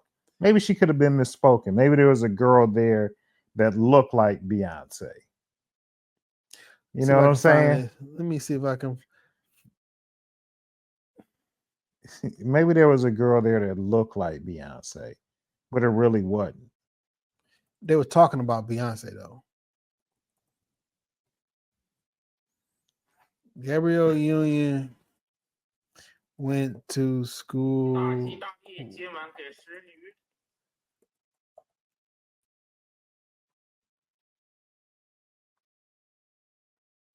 Nigga, how about I type this? She went to school with Gabrielle. Because it heard us talking. No, I'm Googling this. I'm Googling, and that's the shit I find. It's a whole bunch. Anyway, I don't think that's fair. What do you think about this? We talked about it a little bit. United Healthcare assassination. Shit. So I feel number one that is wrong because you killed the CEO. The CEO don't make no decisions on your fucking medication getting denied or He might. that shit come. Jay, I work in a. It Well, don't. It just apparently don't. there's an AI algorithm they have that will deny claims. They created an AI algorithm that denies claims, right? Okay. The CEO will put that in position. That's not no shit that like your supervisor do. You feel me? It is what it is, for cost. That don't you can't murder nobody though. No. Regardless of whatever the case, you can't murder nobody. I personally think that the pharmaceutical and our healthcare system is like a drug cartel. I think they're evil. I think it is not an open. Remember last week I was talking about free market versus blah blah blah. Yeah. And the thing is, we don't have an actual free market system, and it never has been. It's like been propped up by different shit. So it's never gonna be equal, and we never gonna get parity or whatnot. So it's evil, the whole 9 yards. What I thought was interesting this week, prior to evidence coming out, I don't know, what was that, Wednesday or Thursday? They arrested dude, and everybody just immediately knew that was him. And I'm like, how y'all know that's the shooter? We didn't know that. That's just the face they had put out there. Yeah, a face that they put out a couple miles away at his hostel. Like the video didn't show nobody face because the nigga had on a hood and a mask. How do we know that at the time? I'm asking this. How do we know The IRS has his way of finding out. I mean, the feds. I don't know. You know what I'm saying? Like, I heard Envy's like, well, he sounded guilty to me on the radio and this and this. And I'm like, I'm like, dog, I would hate to be having the same clothes on in the one of the most densely populated places in the world, let alone the country. New York City is the most densely populated place in the country. A nigga had on a dark jacket and a hood, and now I'm the killer. Nigga, I was just checking out my hotel. That don't mean I killed somebody. Yeah. Because I got the same, me and you got the same North Face. So like I'm guilty. So at the time, they were like, no, nigga, they followed him and Blase Blake found all the cameras. And I'm like, well, how did they know that nigga was in Pennsylvania then? Why did the McDonald niggas have to tell on him? I don't know. Seems like the nigga been talking now. So he probably is the nigga that did it. And this is what I don't. You know what I hate to say this term. Do you know what a ghost gun is? Yes. What do you think a ghost gun is? That's a gun that gets reproduced, so they don't have like no serial number on it. Usually they aren't they plastic typically? They kind of piece together. Yeah, that's what people have been saying. Like, yo, this gun is untraceable. And he said he 3D printed a gun and blah, blah, blah. Well, people, let me be a calming voice out of the chaos. I have a Glock is plastic. Like the bottom half of the Glock is polymer. Basically, every fucking handgun is damn near polymer right now, which is plastic. And you can quote unquote print the plastic bottom piece of the gun, and then you have to install metal parts in it. Like I think people think that you can get like a 3D printer, put some plastic tubes in there, and after you just take it off the thing and start shooting. No, you still need a metal barrel. You need the top of the plastic part is the handle. Right. And the handle portion is the one that has the serial number on it. I got polymer lowers, you feel me, that I purchased on the internet, that I purchased in real life, that was shipped to my house, right? And it's 80% quote unquote 80% done, and you got to do the rest. I guarantee you can't do it. Me? I 100% guarantee you couldn't do it. Well, I'm not good at putting shit together. That sounds like some Lego shit. Most people can't, my nigga. Most people can't. So the idea. So why you single me out? Because you're an average person. Nigga, I'm above average. Nigga, you can't connect your PlayStation. I do know how to connect it now, but I'm above average. Don't do that to me, Jay. I'm smarter than the average Negro. Apologize. I'm not apologizing because I'm 100% sure you couldn't do it. You give me some instructions in about an hour, I'll make it. You can't do it in 1 hour. I can. You cannot do it Until you prove me wrong, I can. All right. I guess what I'm trying to say is there's no threat of quote unquote ghost guns. Why do you think people care about a serial number on the gun so much? They don't. You only hear about that shit when like they get shot. Like, what the serial number gonna do? It can't be. It got to be traced. Traced to who, nigga? Like, I don't understand. I don't either. I mean, logically don't make no sense. But. Okay, the serial number. This gun was registered to Jason Johnson. Did it also have my fingerprints on that motherfucker? Like, I don't understand why you think that because the gun isn't quote unquote registered, and it's like more dangerous, or like that's gonna like help you find a killer because you know the serial number that was on the gun that was you. The nigga dead already. But say if we find the bag where the guns is. Okay, you found a gun and it got a serial number on it. I mean, I didn't buy that bitch with my I don't know why it's important to people. I don't. It sound though, but it sound like something like he didn't have a serial number. Who the fuck cares, my nigga? Like it sound like they talking about your social. Like nigga ain't got no social security card. Yeah, You ain't got your social security card. I don't get it. But apparently he's 26 years old, and he had like a surfing accident. Luigi. And his back is fucked up. And he be on painkillers and medication. He told all this shit to his landlord, and his landlord like spilled the bean. He nigga said he was in so much pain he couldn't date, couldn't have sex. He didn't like have, so he probably was like upset at the drug industry. So yeah, but killing a CEO is not going to change the drug industry. Not at all. I mean, I don't want to sound crass. You just killed a high-priced employee there, but like it doesn't change the industry and how they move things. Now it's funny. I saw like a lot of these industries started taking down like the online bios of their presidents and vice presidents in lieu of this shooting. Now you're making it more, like, and they got hired security. You know, security firms is getting paid this week. They're like, hell yeah, nigga, hell yeah. Because we're gonna protect you, and we're gonna watch what they're saying online about you. Man, you gotta be crazy, man. 26-year-old University of Pennsylvania graduate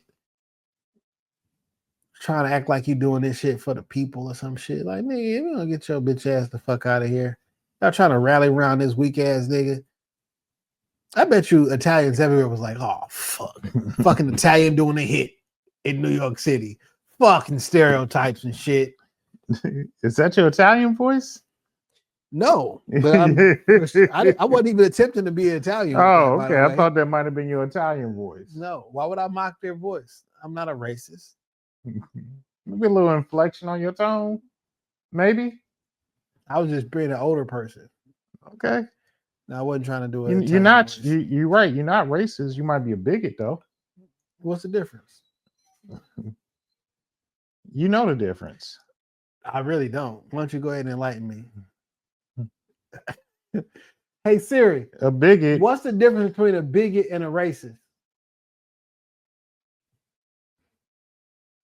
Siri tapped out. She's like, and you activated my Siri. An example of bigotry.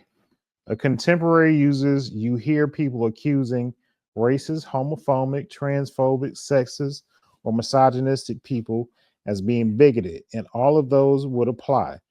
Niggas did not give a definition. As they are prime examples of holding beliefs that are prejudiced or antagonistic towards people based upon their membership to a particular group. Okay. So you a bigot. I never said I wasn't, though. So like whenever somebody not a cast technician, you hold vitriol for somebody if No, they not I just know their mothers didn't love them. yeah. Your mama didn't even love you enough to get you a proper education. Yeah. Wow, man. Should have put them in Catholic school. Yeah, she should have. You know what I'm saying? She should have. Oh no, man. All that horn she was doing. I think it's dangerous, man, when we don't give the person the presumption of innocence. Somebody was like, how come dude don't get the presumption of innocent until guilty, but Jay-Z do? I'm like, well, both of them should. You feel me? Yeah. Like, I don't, and, you know, I be hearing some flawed arguments. Niggas say, yo, Jay-Z responded too fast. That's how I know he's guilty. What? A nigga get out here and say some shit about me doing some shit to a 13-year-old girl. I'm responding quick as fuck, my nigga. Like, what are you talking about? I'm not gonna let you sit on it and wonder. Because I feel like the longer I go without saying anything, like, is this nigga? Because I've been like, no, because if you take a long time but don't say anything, nigga, let somebody talk about him with a 13-year-old, I'd have been said something. That's how you know it. Like, you can't win for losing. I'm with you on that one. I'm not gonna, like, I'm gonna respond within 24 hours. I hate when niggas be like, man, the lawyer said I shouldn't say something. Nigga, I ain't raping no fucking girl. There's nothing I can say other than I didn't rape no fucking girl that should get me in trouble with the law. You know what I'm saying? Like, what? Well, you know, I'm gonna let the lawyers handle this. No, nigga, I ain't do that shit. What the fuck is you talking about? You're right. I am gonna let the lawyers handle it in court, but in the court of public opinion, I'm gonna be my defense attorney, and I ain't do that shit. No, I ain't never touched no little kids. You ain't putting that shit on my jacket, nigga. Fuck that. Yeah, and that's it. I'm not, that shit ain't on my jacket. Fuck all that shit. I don't know, man. I think Remy Ma, Papoose, Clarissa Shields. I love it. What do you love? First of all, man, why you stop being faithful to these hoes? You know what I'm saying? Go ahead and cheat on them first before she get the chance to cheat on you. That's where Pat messed up at. He should have cheated first before she got the chance to cheat. I'm off that wife shit, man. I'm off that wife shit. Nobody believed it in the first place. Yes, they did, Jason. Everybody believed it. Do what's best for you, and I'm glad that Pap then went out here and found him some you know what I'm saying, some quality, and is back out in the game. I found this meme earlier. It's a picture of Papoose and Clarissa Shields, and said, "This is Papoose. Papoose baby mama ain't treat him right, so Papoose got another woman that's younger and can beat his baby mama up. Be like Papoose." Now Remy is known to shoot bitches, but man, fuck them. Stop being fake. No, just do what you got to do. Do what you got to do. I'm off wife hunt. Do what you got to do. Treat them bad. Date them all. Date them all, bro. If it's 7 days in a week, get a day for each of them. Date them all. You got 2 daughters, nigga. Just don't do my baby like that. Like, I mean, you got 2 daughters, nigga, and one of them in college, my nigga. Like, come on, cut it out. I want to be on Papoose side. Be on Papoose side. Just without the cheating? Who said he cheated? So why bring up my daughters? Because you don't feel like I believe, like, I'm saying you giving bad advice. I wouldn't give women. I wouldn't give my daughters that advice. You giving advice to men on how to treat women. They know it's in jest. Okay. Well, how you really feel, my nigga? Which, back to my original question, like, how you feel about all this? I'm not mad that he bounced back and got him another chick real quick. Allegedly, Remy was cheating first, but I always want to stand by my stance, and we don't know these people. I don't know who cheated first. I don't know who cheated more. Apparently, there was some infidelity. But like, nigga, move on, get you a new bitch. Upgrade your shit, my nigga. You ain't got to take a day off. Once we broke up, I can move on to my next bitch tomorrow. Hurry up and move on. Find you one. For me, the best way I get over a woman is getting on top of a new one. Shit. All right, though. Get on top of a new one, Pap. Ride that ride. He was at the weigh-in today. Clarissa got a little ass to her. You know what I'm saying? Got a little bit. Go ahead, Pap. Enjoy yourself. You might go back to your family next year, maybe February, March. You know what I'm saying? Y'all both stop fucking around. You dropping off the kids. You look at her and it's like, I still love you. I wish we would have worked harder on our family. And then you just get back with her. And then y'all just be together, but don't say shit else. Like when y'all get back together, don't come out with a statement. Just up the pics. Let us, just know that y'all back and just let life continue. Because I didn't think anything about Papoose will pop up in my year. Papoose pop up. Say that 3 times fast. Will pop up in my year of 2025. Or Remy Martin, shit, for that matter. So I just want, when y'all get back together, just up the pic on the gram and turn off the comments. Shit. Never getting back together. That ship is sailed. That shit is over with, in my humble opinion. Okay. Because you don't understand baby mama, baby daddy relationships. You got to be in it. You got to be in the field with it. Okay. I think Remy Ma is a fucking loser. Like if we being 100%, like I just think she a fucking loser. And we knew this 1.5 years ago when Papoose socked and knocked out Easy the Block Captain in a battle in front of everybody. They had him in the fetal position. We already knew what happened, but because what it would appear that Pap is a stand-up dude, he never talked about it. Right? Right. Everybody at the battle.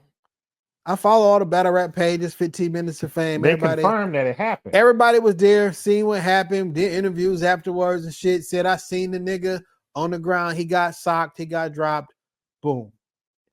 And the rumor was, oh shit, Remy cheating on Pap with Easy the Block Captain. She clearly has a type. But it's like, and she was his manager, his battle rap manager, and battling on her cards or whatever. Rappers was holding her and him in battles and shit like that. And he was playing into it like a hoe. You know what I'm saying? Like, that's not no man shit. You know what I'm saying? Like him and whatever the case may be, you don't talk about that shit. That shit whole shit to me, my personal. And then months later, she pop out with the nigga Bad News from like Virginia or some shit. They in pictures dressed up together in matching outfits in the club, hugged up and shit. I'm like, damn, you really wildin'. You got 2 niggas? You know what I'm saying? And then Easy is still around. I'm like, yo, that's wild. And she just that shit just weak to me. You feel me? Pussy ain't got no owners, Jay. You just renting. I get it. Pussy, just renting. Like I get it. All right, cool. But like on some action shit, like when we didn't been familiar with this couple for what, 10 years, 15 years and shit. How long she was gone for 8 years, right? 7, I think. 7. She was gone for 7, and then she been out probably that long. You feel me? So like, that's wild. It's just weak. Because if that was a man, if she was the man cheating on his wife who held him down in prison for that long time, like he'd be like, nigga, you a piece of shit. She get all the whole 9 yards. But I didn't know that Clarissa Shields was wrapped up in this at all. That makes it even better, man. Now, it makes it even better. I'll be honest with you, dog. Clarissa is from Flint. She from quote unquote hometown, she's a very unlikable person. She's a very unlikable Polarizing. No, she's unlikable. And I used to like her, but she's annoying. She's unlikable. She never stops talking. She wants to be the center of attention. She brought her belts to Crawford fight. Like, why'd you bring your belts here? Said they knew who I was. Like, we don't like. She's a very unlikable. She won the rap. She won like she do be dropping. She dropped a freestyle about the Papoose shit.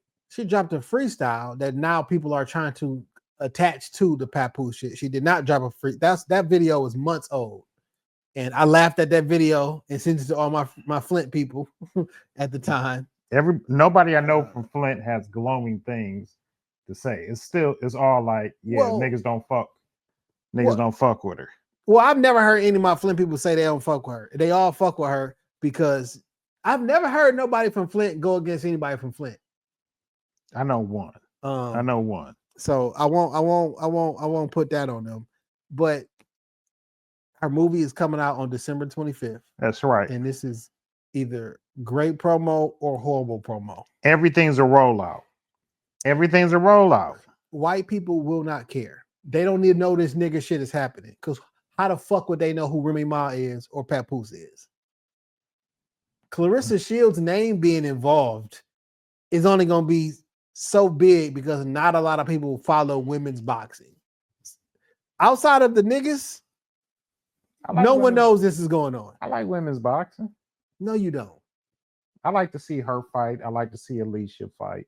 All right, that's not women's boxing. Those are two boxers. You know shit about boxing? Yeah, I like to see those two. You feel me? Like outside of like the blog community and the nigga network shit, no one knows this is happening. Like this is not doing nothing. Not like no one knows this is happening. But all that shit back and forth. Now, of course, Remy try to allude that now Pap gay.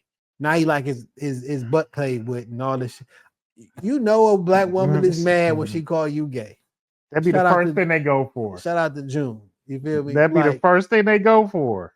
And then of course now he abuses her and was beating her up and wanted to kill her and all the other shit. And then she said that Clarissa and her team was dropping dirt on her every week, trying to make her look bad. Have you seen anything bad about Remy Ma coming from Clarissa?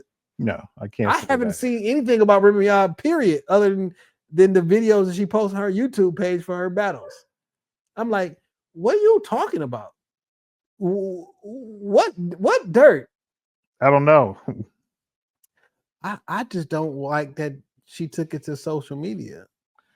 Like she is in a picture with Easy the Block Captain hugged up taking Christmas pictures last Christmas. But man, you didn't seen it before where niggas be dead wrong, but they still like a tout like they right about they shit. And like, that's all this is. She said she ain't never cheated. She always was faithful to her husband. But last Christmas, you are in pictures with Easy the Block Captain. Pictures cheating. And that nigga is a Muslim. Fuck you standing in front of the goddamn Christmas tree for? His pictures cheating though. Now this nigga uploading fucking live stream talking about he been asking Pap for a fair one. So I can knock your bitch ass out again, nigga? No. He like, I've been asking. I asked somebody, let's shoot the fair one. Let's shoot it. I knocked your bitch ass out. And Pap said, I didn't punch that man in the face because he slept with my wife. I punched that man in his face because he shook my hand and then slept with my wife. That's just it. That's the disrespect. Pap seemed like a stand-up guy. But I don't know that nigga. I think that's a good enough reason to fire on a nigga. Yeah, don't shake my hand and then go after my girl. Now, if a nigga just out here and you a sniper and you been sniped, it is what it is. But you know me, and you been around me, cause she your manager, and this whole time you probably been in my house. Yeah. And like, no. I come home thinking y'all talking about business. She was suck your dick. That's tough, man. Cause this not my girlfriend, this my wife. Like that I went to see every single day while she was in prison for like the first 3 years or some shit like that. Hey, man, And then I was up there 3 times a week.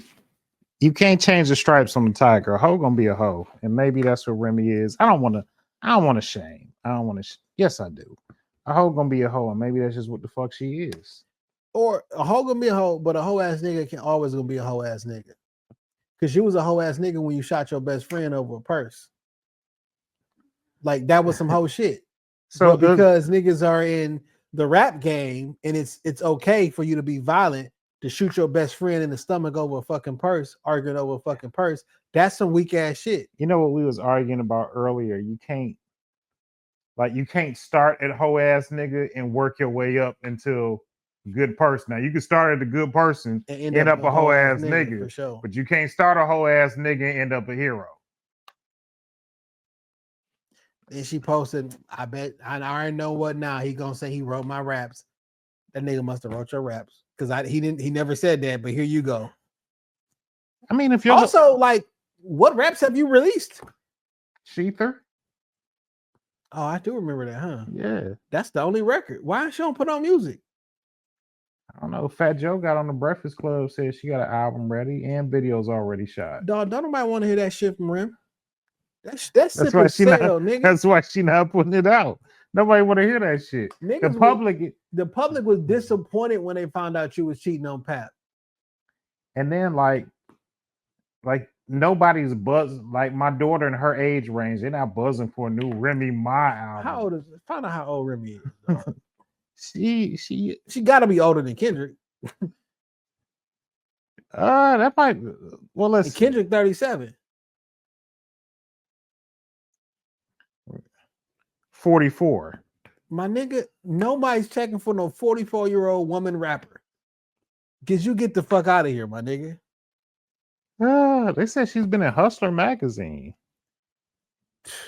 A 44-year-old. First off, it's not many people checking for a 44-year-old rapper in general, but definitely not a 44-year-old female MC. I'm really you not. You conceded. You got a reason. I'm not. That was 03, my nigga. She had another song that was a banger. Whatever. It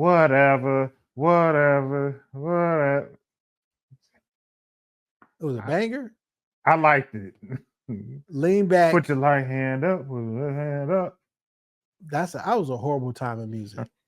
The dance anthems time frame where you had that was a horrible time in music. Swizz Beats produced it. It was the beat sounded like real frantic. Well, all right, man, whatever. Nobody's checking for who. Lean back, and I'm conceited. What else is there? Nothing I can think of. She got a real hard voice. She don't sound. She's not demure. She don't sound soft and. I don't know. I don't know these people, but. Shout out to Remy, this don't look good. Shout out to Pap. It's so funny how everybody broke and gay as soon as y'all not when you beefing. Women go straight for that gay shit every time. You may not even be interested. Like a woman try to approach you and you just like, nah, I ain't interested. Oh, that nigga must be gay. Gonna turn down some pussy. Bitch, you didn't walk up offering pussy first and foremost. You should have offered head because I will turn down the pussy for sure. But like you didn't walk up offering that. Maybe I'm not interested because I don't know, you short, you out of weight, you out of shape. You don't like short women? I do like short women. He said you short. That was your first strike. I can see your wig, your lace lifting up. Man. You know what I'm saying? It could be a multitude of things that I don't like about you in that moment. That don't mean I'm gay. As soon as a motherfucker has standards, they gay. And as soon as this nigga got standards, he swear he a woman. Like a nigga should take whatever is approached with. That's crazy. And that's how women act. So I knew she was going for that gay shit. But even if it's true, you was the one playing with his booty hole. That's crazy. So take that. What's so wild is that women claim to be allies to the LGBT community, but use it as a weapon of attack against men. Because if you're an ally and you think that get LGBT or whatever is like cool and fine, how is that a insult to men? How is that like the thing that you hold above people's head? You should be like, oh, a nigga gay. Congratulations. You the ally, right? That's how you should. That's how you think. It should be congratulations. Then. Or it's not even a blip on my radar for me to say shit. But the fact that you use it and weaponize it means you don't really fuck with that shit in real life. Like you know what time it is, and you be fronting for everybody else. But as soon as you want to hurt somebody's feelings, you know what to go for.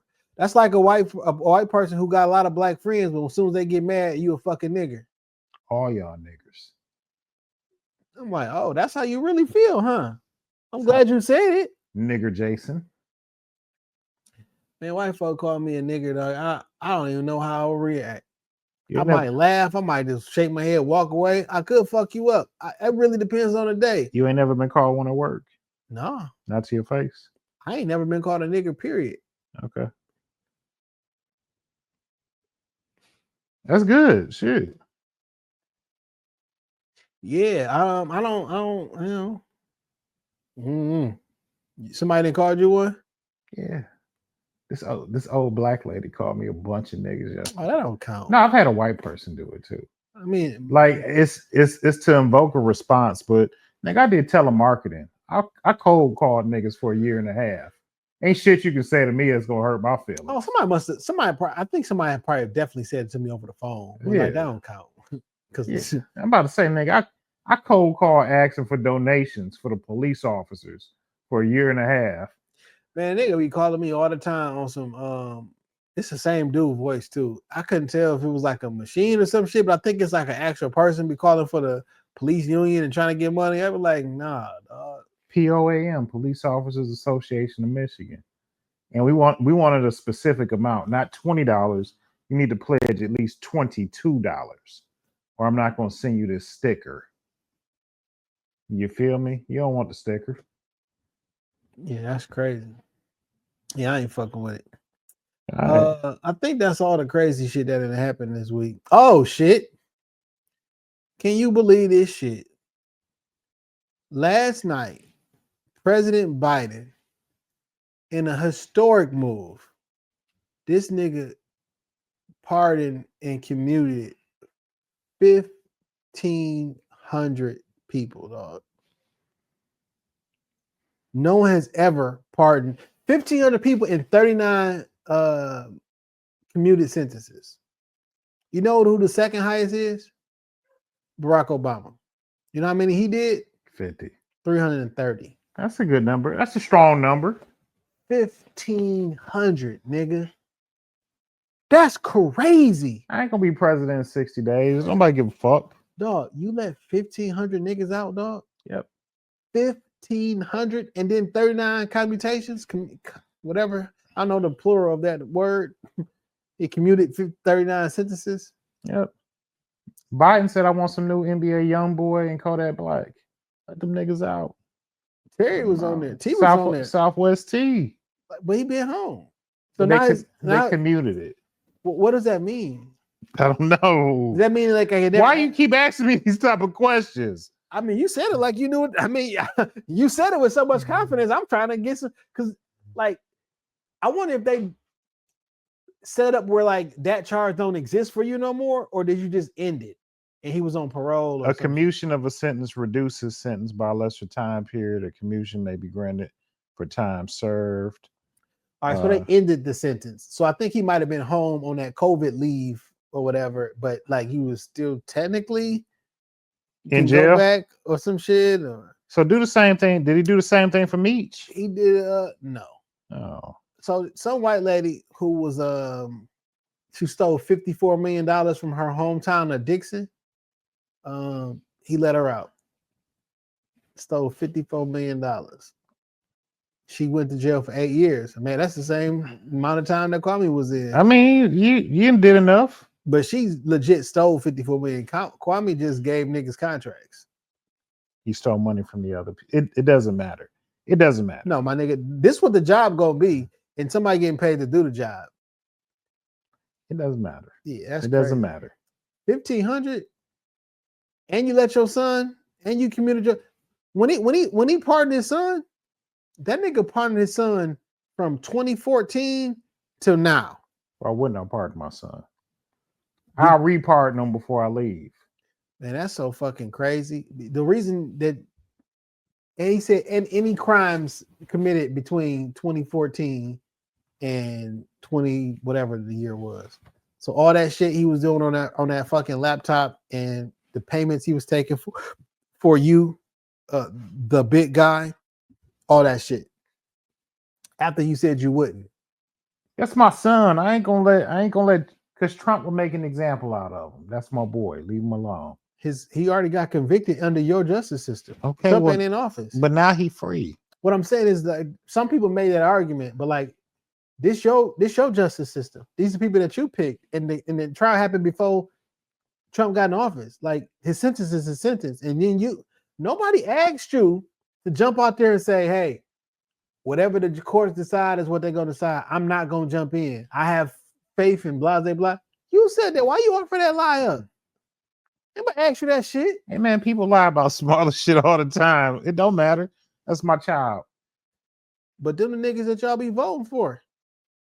And they're gonna continue to do what they want to, man. I don't care.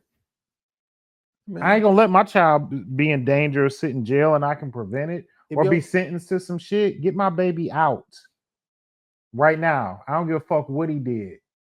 Who the son sets free is free indeed.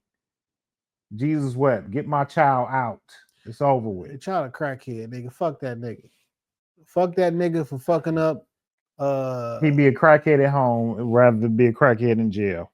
Man, I don't got no sympathy for them weak ass niggas. You want to be a crackhead, be a fucking crackhead. And if your old ass want to get up here acting all holier than fucking thou, these weak ass fucking Democrats want to act like they the moral fucking authority and everybody else is bad. And you want to get on TV acting like you so fucking good and so fucking high and mighty. Oh no, we would never do that. That's what Trump would do. Trump releases his friends. We're going to stick by it. Whatever they say, we're going to do. Fuck out of here. And everybody else who was championing that bullshit then, as soon as you let that nigga out, they sound like how you sound right now. Well, I would do it for my son. Why wasn't you saying that shit before then? That shit because it's not the right thing to say politically. Y'all not worried. It's not the right thing to do politically either. But you did it. I'm just saying, be a fucking man. Stand on that shit. That's why some people fuck with Trump. He gonna tell you I don't fucking like you. I'm gonna tell you I don't gotta keep hiding my fucking hand. Just be who you are. But you won't be who you are in public. And when people call you out on that shit, it's like, oh no, I'm not the bad guy. I'm the good guy. We're the moral authority. Yeah, that shit be weak as hell. Would I want my kid in there? No, but I'm not gonna offer up the fact that I'm gonna let him stay there. Like, why? It don't matter if I offer up a lie. I'm the president. I'm on my way out. I do what I want. Well, he offered up when he thought he was gonna win. You know what I'm saying? Like, niggas be lying, huh? It don't matter if he win. He got me. And nigga, I'll do anything for my kids, Jay. No, anything. Most people will not. I would. No. Most niggas say that shit. It make them feel good. Niggas I mean it. I ain't letting my baby sit in jail and I can avoid it. Should have got that nigga some fucking help then. You do anything for your fucking son except get that nigga off crack. Nigga, you the fucking president. You can make sure don't nobody say that nigga no crack. You can put that nigga in a facility. You can do whatever the fuck you want to. You the leader of the free world. You don't care that much. That shit sound cool. They gotta want to stop smoking, Jay. So which one? They gotta want to stop smoking. But which one is it? Then? Is it I'm gonna do anything for him, or I'm gonna let him die? I'm gonna do anything for him, and when he say he ready, and when he hit rock bottom, I'm gonna get him to the best rehab facility in Iowa, and let them nurse my son back to 100%. Hey man, shout out to anybody who's going through that. You know what I'm saying? It's not my ministry. And I'm a little more cold-hearted. So whose man's is this, dog? That was more of a rhetorical because you was talking crazy, but go ahead. I wasn't talking crazy. All right. You know, it's your turn. Go ahead. Whose man's is this goes to the same niggas who got whose man's is it last week. They did some more investigating on that situation with that man having them kids on that front porch, and then the police say they ain't did nothing wrong. They say they out there because they want to be out there. All right, man, but they got them kids up out of there though. They staying with friends and family. I seen the shit on the news. When they stay with friends and family, when they leave, and when they there, they want to sit on the porch. And they say they're afraid. Well, I guess one of the kids is like 6'4", 250, 15-year-old, and for safety reasons or some shit, like they always have access to the bathroom and blah blah blah. Like, you mean to tell me them kids is willingly sleeping out there on the I don't believe that shit. I don't believe that. So they'll shit. willingly sleep out on the front porch when they're at your house, but they'll go in the house when they're at the auntie house. Like, so that really does mean, man, get the fuck out of here, dog. No, I don't believe that shit. Get the fuck out of here. And if you can't control them kids, and you don't have the authority to have them going the right way and the whole 9 yards, what did you do? Why don't them kids respect you? Something happened when them children do not respect you. What did they see? What did you promise them that you let them down? That shit just don't happen out the blue. You let your kids down, and you got to figure out what it was, and you got to address that shit, or give them fucking kids to the ward of the state. If you can't control them kids, then fuck it. Sign over your rights. Them niggas is better at a ward of the state than sitting on the fuck. It was 18 degrees this week, my nigga. They gonna live on the front porch. They've been living on the front porch since summer. I don't know if that's the official answer that they can't make them go in. I don't. So if there was, I got to do some more research because that just don't make sense. On the news. One of the police people like, oh yeah, I feel bad for the parents. What? So if them kids was 8 years old and they was like, nah, we don't want to go in the house. That's the answer. They still minors. How the fuck is that even okay? It's not. I don't like it. I don't understand it. White lady police person that was on TV whose man's like, figure it out. I don't like it. 2 weeks in a row. All right. My music pick of the week is Rio the Young OG. Rio just got released from federal prison, and he's already in the studio. The name of the song is Rio Free. There's also a visual out there. What? Is it sweet? Yeah, I like it. I seen a nigga said,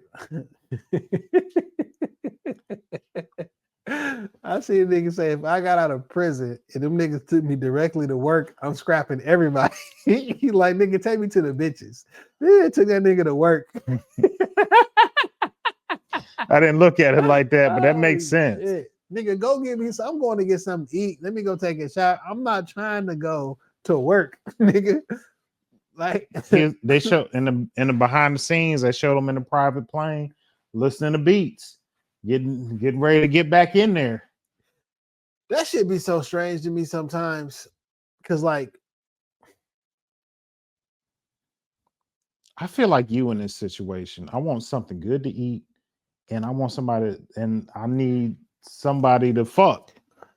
I be feeling like, I'm not talking about Rio the Young OG right now. I just wanted to full stop, sentence over, talking about a new something else. But niggas that go to prison and they got their raps, they come out of jail, they go to the studio, and the raps still be weak as hell. You know what I'm saying? Like, it seemed like y'all got the y'all want to rap better? Like, they still. That's all I got. That's all I got. They still punching you in. It's like, is this the passion? Like, what's the passion? Like, I don't get it. That's how the kids rap now. You get punched in every couple of bars. You didn't seen it before. They call them punch rappers. Yeah, but it still don't be sweet though. Like, I don't know, man. I forget who said that shit. I think it was Too Short said Biggie was doing that shit. He said when they did the world is filled with pimps and hoes, he said he wrote that whole shit in his head, and he said he did that shit. And I forget who else he said. He said somebody was that Richie Rich. I forget who was saying it now. I'm watching this clip on YouTube, and he said they'll rap a couple words and now punch in. This was on some early 90s shit. He was like, that shit was weird to me, but that's their shit. But like some of this shit just don't be sounding like sweet. Some of it don't, but I fucks with Rio and I fucks with this song. Don't question me during my segment. Don't question me during my segment. Apologize. Hey man, go ahead. You had two opportunities, Jay. And I ain't apologizing for shit. It's gonna get to the point where it's like last year, and I'm gonna break up the show when you don't apologize. Hey man, do what you need to do. But you apologized between there, so it was never fine. Apologized to you. Yes, you did. We inferred it. Hey man, we inferred it. Whatever makes you sleep easier at night. We inferred it. But that's all I got. That's my music pick of the week. It's time for the Benny. Because you're making me you gonna take me somewhere that's not religious. You're in a dangerous place to be talking about. You're gonna take me somewhere that's not religious. It's your man Dame 3_313 on Twitter and on TikTok. Wild Dame 313 on X. Talk to me. I talk back. Follow me. I just dropped some content on fucking Twitter. I think it. I mean, no, on Instagram. So go ahead and over and like that shit. And that's it. That's all I got. What'd you drop? I don't know. I put up a reel. It's just some pictures my homeboy Jay took of me. I look amazing. He got my good side. And I'm off that wife hunt. So if y'all want to just hoe around, I'll let your man. Just slide them DMs. I don't want nothing serious. I'm here for a good time, not a long time. Okay? All right. Jay Johnson 313 on Twitter and Instagram. Don't follow me on anything else. I'm really about to tap out of this social media shit. I don't really want to do it no more. Okay. It's too much. Too many messages, too many opinions. I'm not supposed to know what's in everybody's thoughts. I think that's the problem. Like unsolicited thoughts, what people would normally, you would keep that shit in your head, like, man, I hate such and such. I don't need to know everybody's thoughts. And it's unfortunate that we see everybody's thoughts, whether we want to or not. Just scrolling, we see some shit that we never. We all should know less about each other. Yeah. And that's just the proof. That's just more proof for it. Yeah. If you want to see something about me, don't. If you want to see some pictures that I've taken, go to jjohnson.jpg. That's where I'll be at. But don't expect like anything about my life. And then you also, we got to plug in the podcast that you and Fred did. Oh yeah. On Wealth Rant podcast. I'm gonna drop the links in the description. Go ahead and take a look at that. It was a pretty cool episode, if I say so myself. And follow Wealth Rant on Instagram, on Twitter, on YouTube. Trying to do that thing. All right. Jay Johnson 313 on everything that matters. When you see the blue and the black, you know where you at. I'm not saying we're the Rockefeller podcast, but we are Jay and Dad. Hell yeah. Peace.